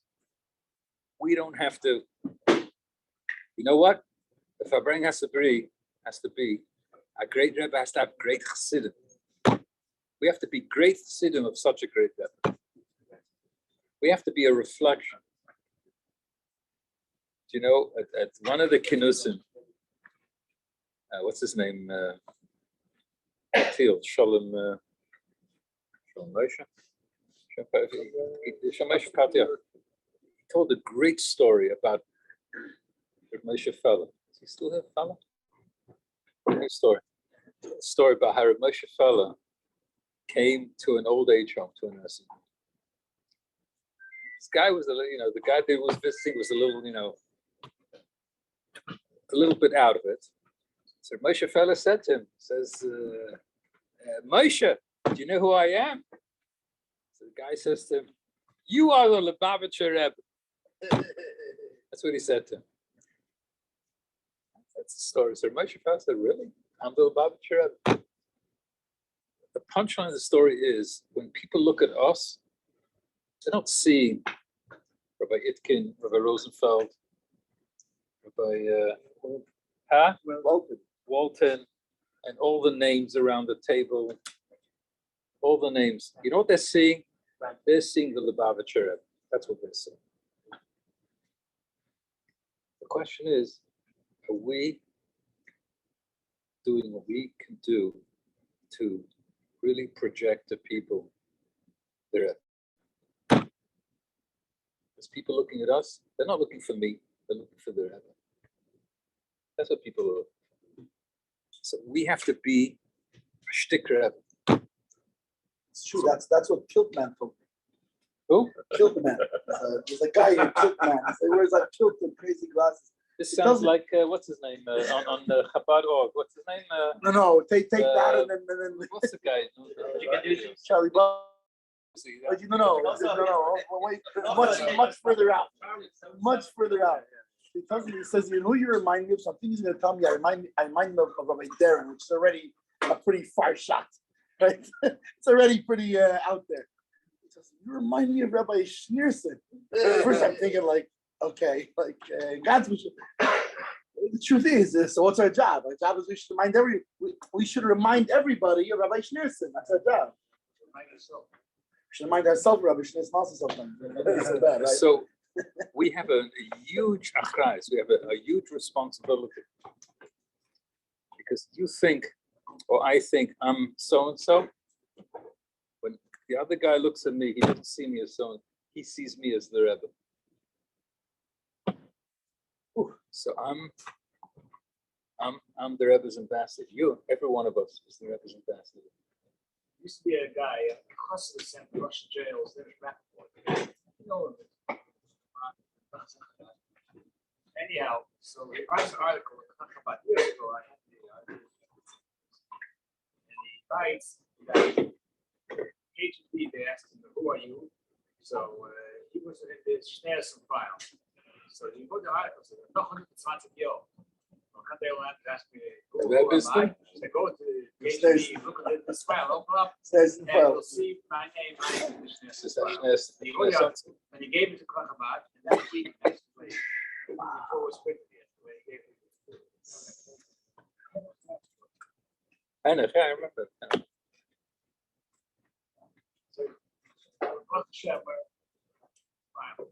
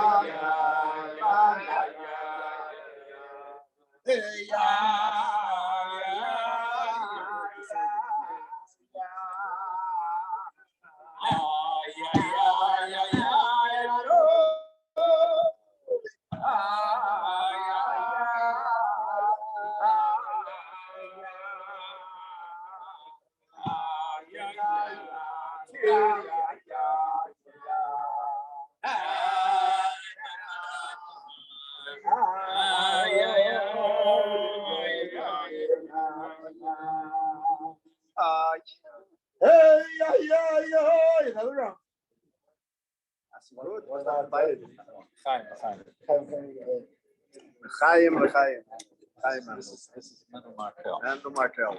This is The Mendel Martel. Farbrengen, Farbrengen. By the way, when this is all about the meeting, even opposite. No, I know.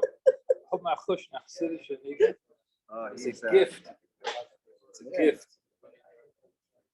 I can't tell you, when I think back to my yeshiva years, the Nigunim is so much part of my, what made me, what built whatever it is that I am. The Siddish and Nigga. I have friends who didn't understand, I was in Yerushalayim. Yerushalayim has both sides of the country.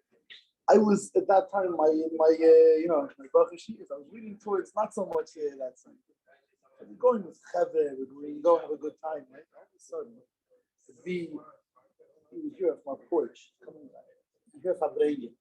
And all of a sudden, I'll say, guys, I'm sorry, but I did it. You shouldn't know. What's wrong with you? And I say, listen, I can't even explain it to you, but I can tell you, I hear a Farbrengen going on. I hear the fastach, the Cheve is singing the fastach. I'm sorry, I have to go. I have to go.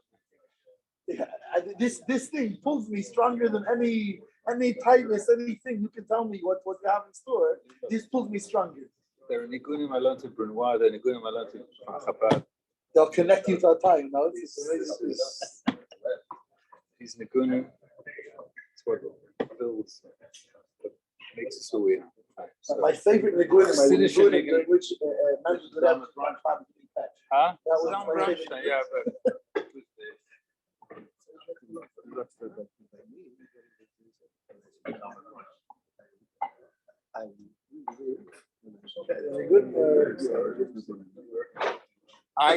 I'm telling you. and Niggun takes me back to Yeshiva.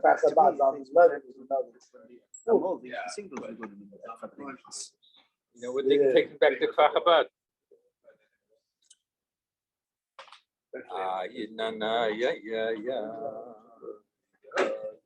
No, no, what was it? Yeah, mama. Is that what you were No, wait, saying? no, wait.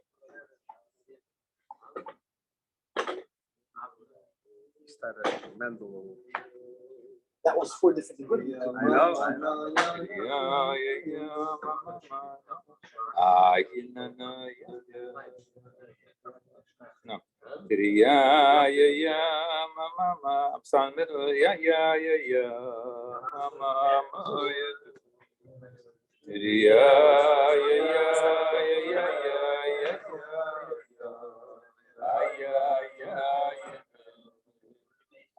yeah, na na ya ya. Yeah, na na. Sit back to Father. Yeah, yeah, yeah, yeah, yeah, yeah. Yeah, yeah, yeah, yeah,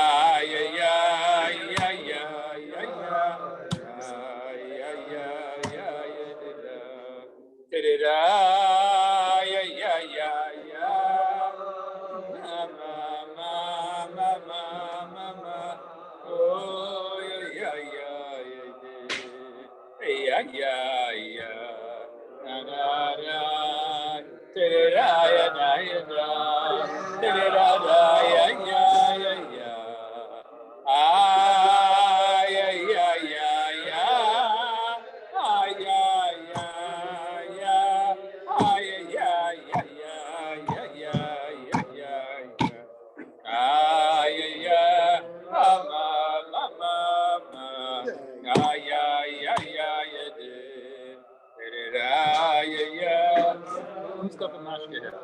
That's it. Done. Thank you.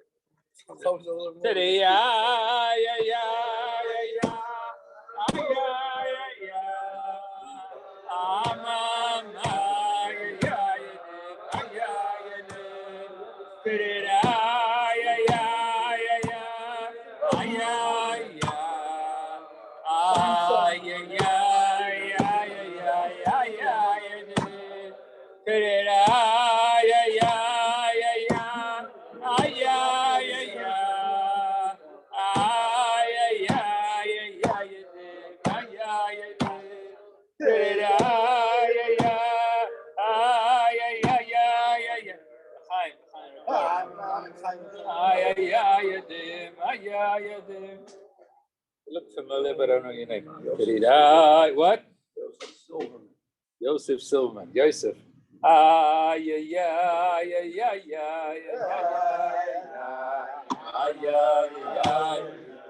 Yosef, you need a niggin. You need a niggin. And your kids are gonna know this is Tati's niggin. What? Got one of those? That's not Tati.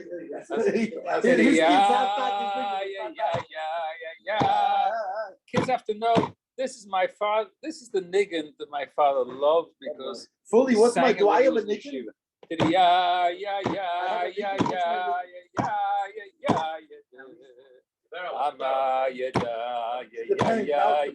Depends what I put out last. Niggin is it's undervalued. I'm wishy-washy. Siddish niggin changes everything.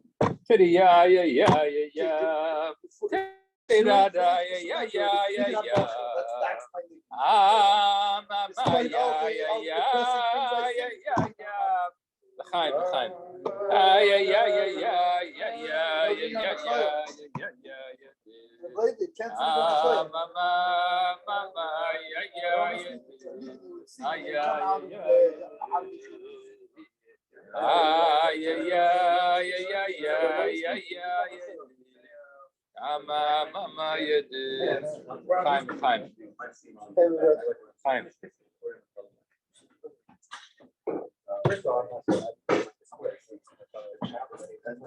You're here for the summer? What's your first name? Leif. Your father was a good friend of his father.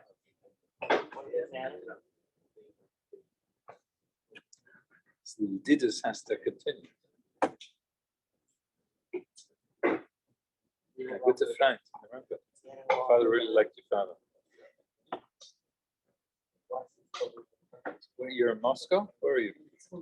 Smolensk.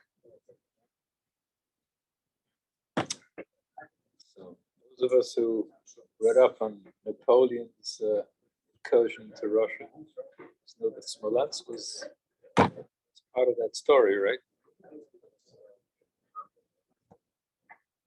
And besides from Smolensk. Dr. Rebbe went by the shul. Dr. Rebbe, when he ran away from Napoleon, right by the shul. Can you tell us a little bit about that visit? What's going on? For Zurich? Huh? For Zurich, though?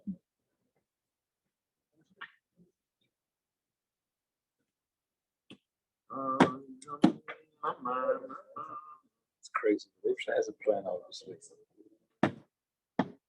What that plan is? So they was up in limbo right now.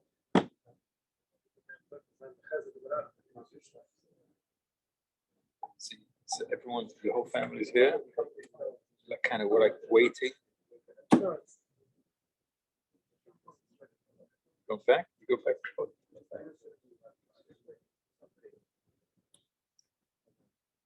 Okay, so wish you health.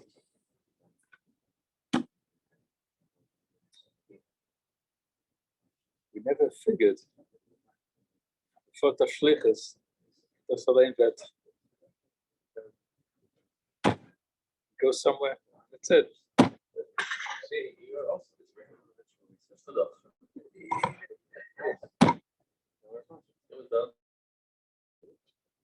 If you want, if I bring here. Now we're here. why. I don't know why. I don't know why. That's such a horrible place to translate. No, it's fine. It's good. The Farbrengen gun's good. And would it run out of mashka? But I'm sure there's more We keep somewhere. running out of match, we keep finding Yeah, more. we No? keep finding more. It's 5K, all it's good. 5K. One thing I can tell you, Vice, we gotta keep finding. Came here because the Abishter wanted Listen, to- Gala, Vice, whatever. You know what? I told this with Gersh gave to Jacobs. There was a story. He was in the hospital. Like Listen, something. if you're on The the Rebbe Gala, said to I'll him, switch the Vice. "You fulfilled your shlichus in the hospital. You Wait, get out one of it." second. There's a letter They can't hear you. The Rebbe writes to somebody, like, the answer to your question, how long do you have to be here? You're there for a reason. And as soon as you finish what you have to do, it's an increase with the Rebbe.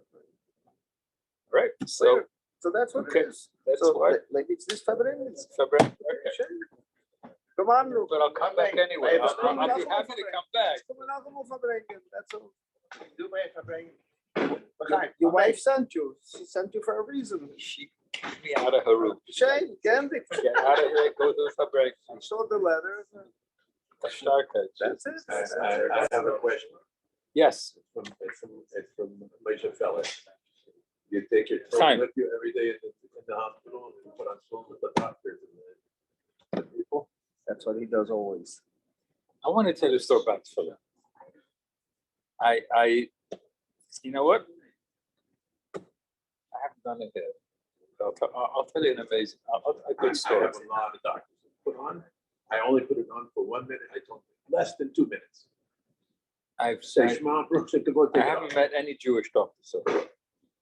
They're staying away from you.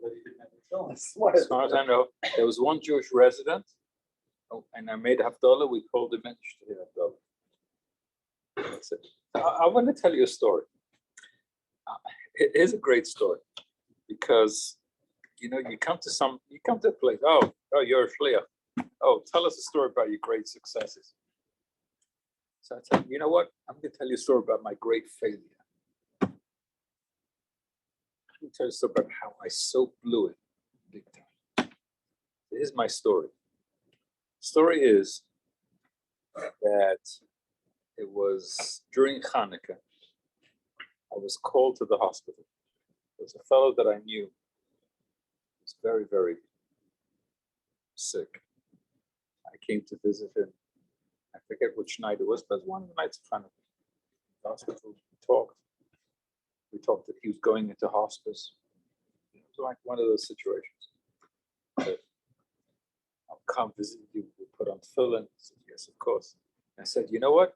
This Friday, this was probably maybe Wednesday. I said, this Friday, come, with tefillin, we're going to put on tefillin. Yes, Rabbi, we're going to put on tefillin. That Friday, I came to the hospital. Shabbos, Friday Hanukkah is one of the shortest Fridays of the entire year. And not only is it the shortest Friday, but I had to get downtown to light the menorah, the public menorah.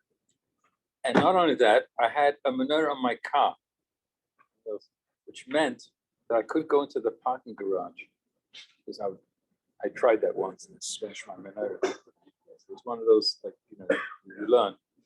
So I had to find a parking space somewhere outside the hospital. And I come to the hospital and I come visit him. I realized I forgot to bring my tefillin. You know how it feels? I'm coming to put on tefillin and I forgot to bring my tefillin. And it was too late. There was no way I could go back and get the tefillin and come back. There was no way.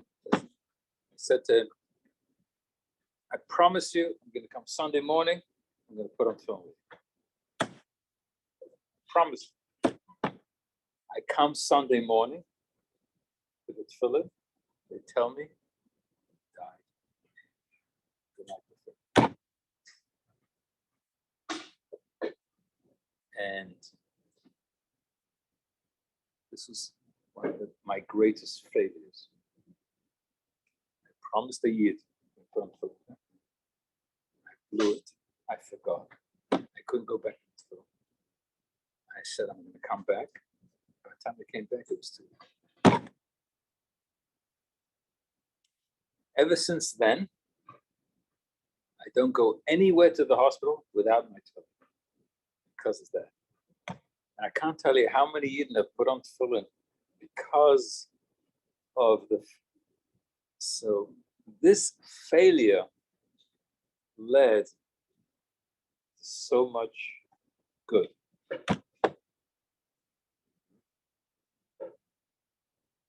That's my story. You know, I would go to, you know, every year they have the annual Kinnis HaShlufim. So many years. And for me, it was inspiring, but at the same time, it's like, because you hear what these Shluchim tell these accomplishments. And I once said to the organizers, you know, we need a session. Not what a shliach gets up and talks about his successes. Shliachs get to talk about his failures. We sometimes fail, and you know, you need to hear about a failure, and not that the failure destroyed you, but the failure somehow made something good come out of this. I have to tell you, my failure of not forgetting to bring this film for this guy. I didn't put on film with him, but I can't tell you how many Yidden have put on film because of it. Because not only that, I've gone to the hospital on Friday. I went back to the Chabad because I forgot the film. I went back. There was one time I missed a huge accident because I went back to get the film because I made myself a promise. I will never ever go to the hospital again without the film. So here's my point. Failure, you know, you can always look at a failure and say, "Oi, you failed, you're nothing, you're nobody, you're or failure, that's a kick in the pants. Turn this around." So that's one of my messages.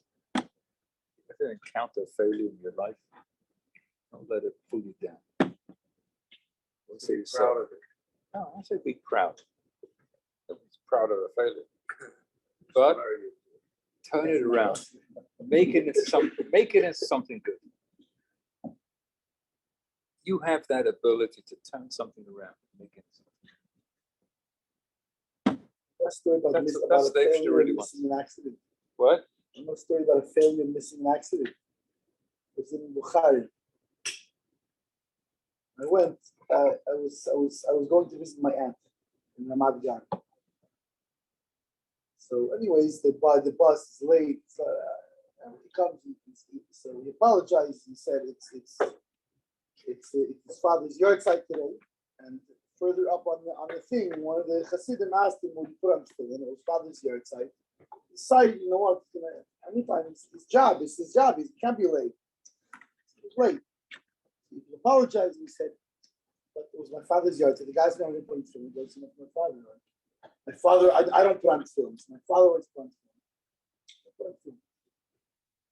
Fine. So he went to Tachana America in Tel Aviv. I'm thinking to myself, like, okay, it's like, you know, this guy is so like, you know, what am I doing here? Here, fine. I'm dealing with my own, you know, as a bachir, dealing with my own things and doubts and this and the other. But here, this guy, this driver, he's not filming, he's not nothing. He's deciding, you know what? I have my film. I'm gonna go and put on film on at least one or two people. At least. Anyways, no success, nothing. I'm trying to put film on people, trying to put on film on people, trying to put on film. Everybody's in a rush. This one's running. This one's finally fine. Okay, I'm packing up. And what's it called? And one guy I asked before comes back. He says, "Fine, let's put on film." He said, I was like on the bus already, and I felt like I the whole time was tugging me. You asked me to put film on. I didn't put film on. Fine, put on film. So it's funny. It's like angry. But fine, put film on me. Like that. You made me feel all guilty to put film on me. Anyway, all of a sudden, started going sirens. Everything's what's called the police, military everywhere. They're shutting everything down. You can't go anywhere. This bus that he almost stepped on was bus number 18 going to Ramat Gan. By the way, it's the same bus I was supposed to be on. It was bus 18 going to Ramat Gan. Was it it was Bona, his bus. Anyway, so I don't know what's going on. He's signing these things, what's coming. See this guy coming running. He's going to call his family, let him know he's still alive, because he yells at me, goes, Achi, hatfilin shelcha, etzilo d'chaim sheli. He was mamish. He told me when he's putting the film. He said, I was putting my foot already on the bus, and he goes and he was angry at me. He was like, no, but you gave me a guilt trip. You gave me a guilt trip. He had to come back and put film on. Anyway, he comes running back later, and he told I didn't even know what's going on still. Right? Remember, my Ivrit was still. I don't know how things work. This thing's flying, going. He just yells at me. Your film saved my life.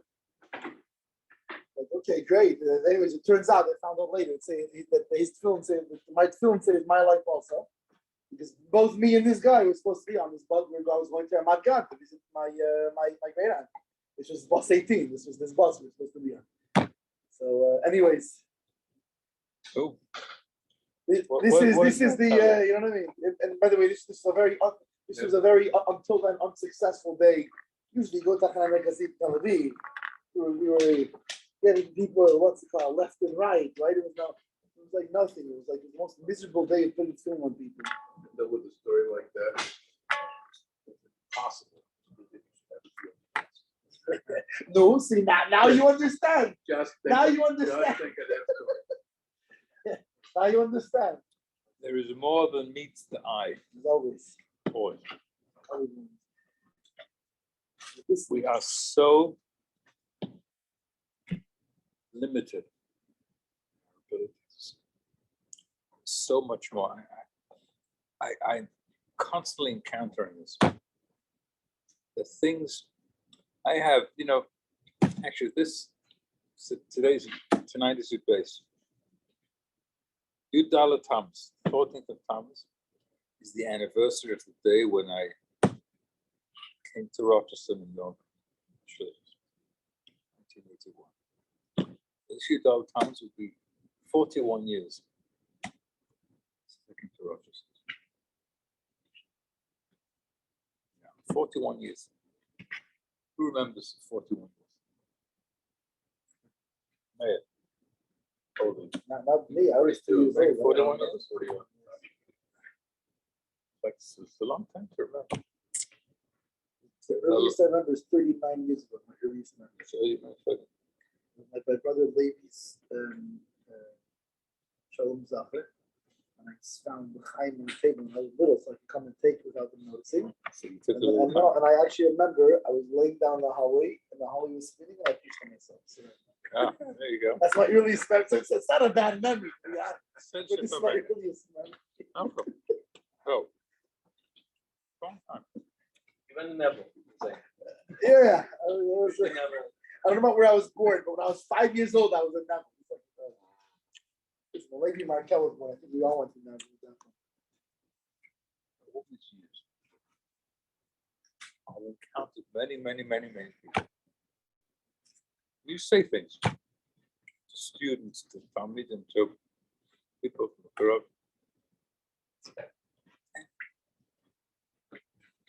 Years later, somebody's going to come back and say, Rabbi, you said to me in 1987, that changed my life.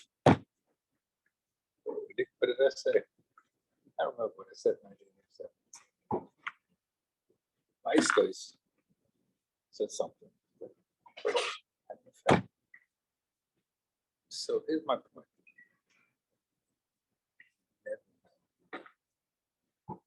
Chassidim, you are a shtick of the Rebbe. World today, the Lubavitcher Rebbe is you. When people are looking for the Lubavitcher Rebbe, why they're looking? You're the Lubavitcher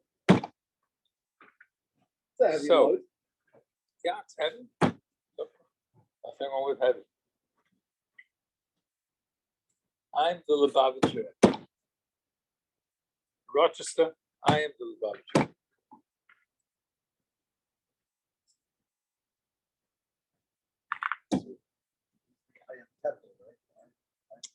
And in Pittsburgh, the Baruch, you also the Lubavitcher. Your circle, you are the Lubavitcher in your circle.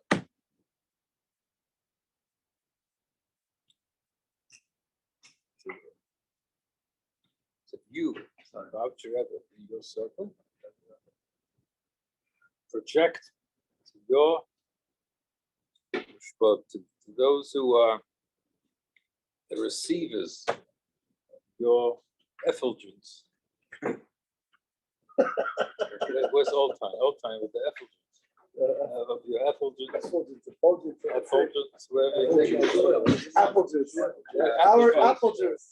Words.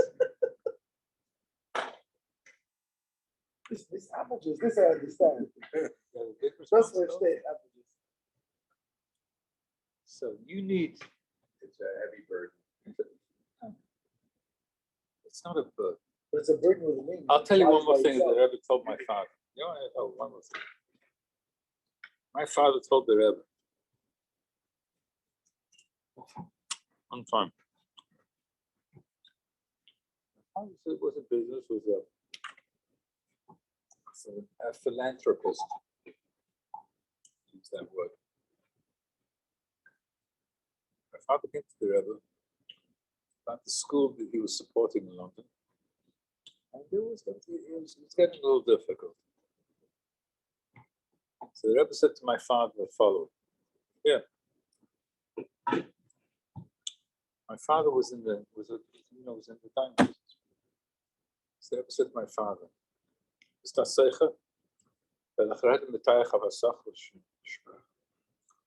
you are a businessman. I will speak to you in business terms. Here's what the Rebbe said to my father. Imagine there's a guy walking up a hill, a hot summer day. He's carrying a sack, a heavy sack. It's heavy. Gosh.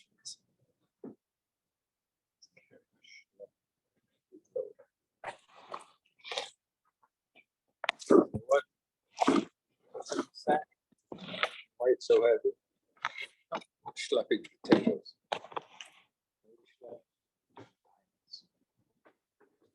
Loi weiße, said my father. Loi weiße Steine. Blue white diamonds, which is the Yiddish expression for what's the word for diamonds? The carrot, the clearest, the most valuable. Loi weiße Steine. Die flawless. Flawless. And then comes somebody to this guy who's schlepping this sack. He says to him, I have another diamond. Can I put it in your sack? The guy would say, but with the greatest pleasure.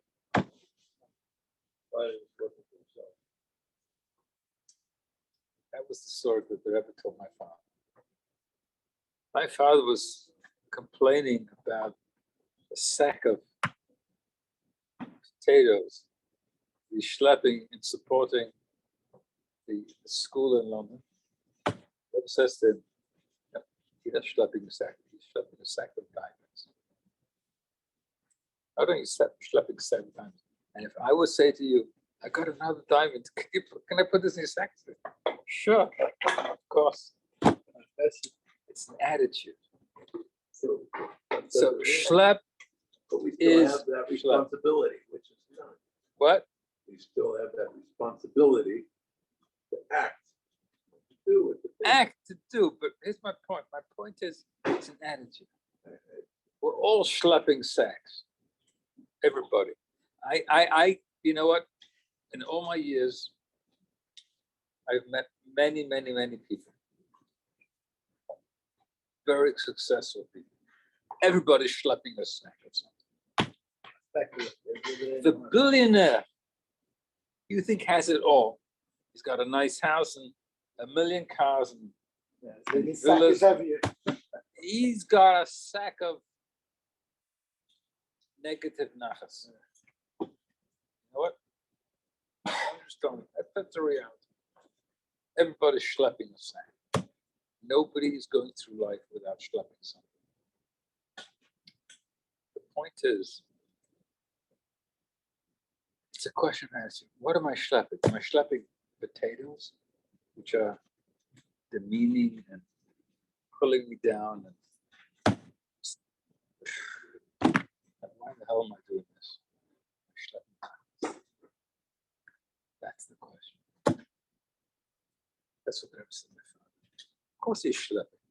Of course it's difficult. Rebbe's not minimizing difficulty of what he's doing. It still takes the same muscle to. You Slap do. diamond It's potato. you schlep it. But if you think of it as diamonds, not potatoes, it's a whole different story. We're all schlepping. I've yet to meet a yid. Everybody's schlepping something. Nobody, I believe, there's no such thing as anybody having an easy life. Everybody is something. Usually, my feel. Everybody's schlepping something. So here's the question: what are you schlepping rocks and potatoes, or are you schlepping diamonds? That's the question. Maybe we don't have to schlep it at all. What? Maybe we don't have to schlep it. I don't know. You know what? It looks like most of us have to schlep. Okay, yeah, another sleep.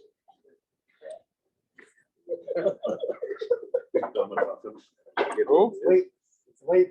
We go to the Rebbe every. Better than that. We go every week or two. Check in with the Rebbe. One time he goes to the. You know what? As long as it's still Let's let you right now. No more you give up to you. No more sitting and learning all day. I want you to become a Malagola. You know the story? No, it's different. I don't think it's like it. In any case, go to this father with, you know anything about Malagolas, he doesn't know anything. Go, taste of it, teach me. Buys a wagon and a horse. Okay, nothing Malagola. Lots of people around. There will at least be on the level of One day, let's let it very done. interesting job. The guy wants to go to the next village. He gets more money than he usually does. But after he makes the life, he's going halfway to the other village. He turns around. Going on with this big heavy toolbox. Big heavy toolbox. And the big heavy toolbox full of tools. And he's holding on to it. He's holding on to his toolbox. Yeah. So the goes back and says, you know what? You don't have to carry the toolbox. You put it down on the floor. It goes along for free. Okay, takes, drops him off. That week he goes to the Rebbe. Okay, go ahead, and he would always tell the Rebbe about what he did, and the Rebbe would ask him, you know. The Rebbe asked him what went on this week. He said, I had the strangest fair. I wanted me to take him from this village to this village. Okay, fine. And then I looked halfway back, I see the guys holding on to this big heavy toolbox. And I told him, you can put it down and it goes along for free. And what can we learn from that? Fuss and fuss for a while. Our technical, our problems and everything that we have, our big heavy load that we're carrying, we can put it down in the wagon and the higgers are shoving it along. That's what I told you to become a Balagola for. No more Balagola, go back and sit in the next one. You heard the story before? No? I heard this story. You know where I heard it from? I heard it from Lady Smokler, who heard it from you. Okay. That's who I heard. So, that's where I heard that story. Who else?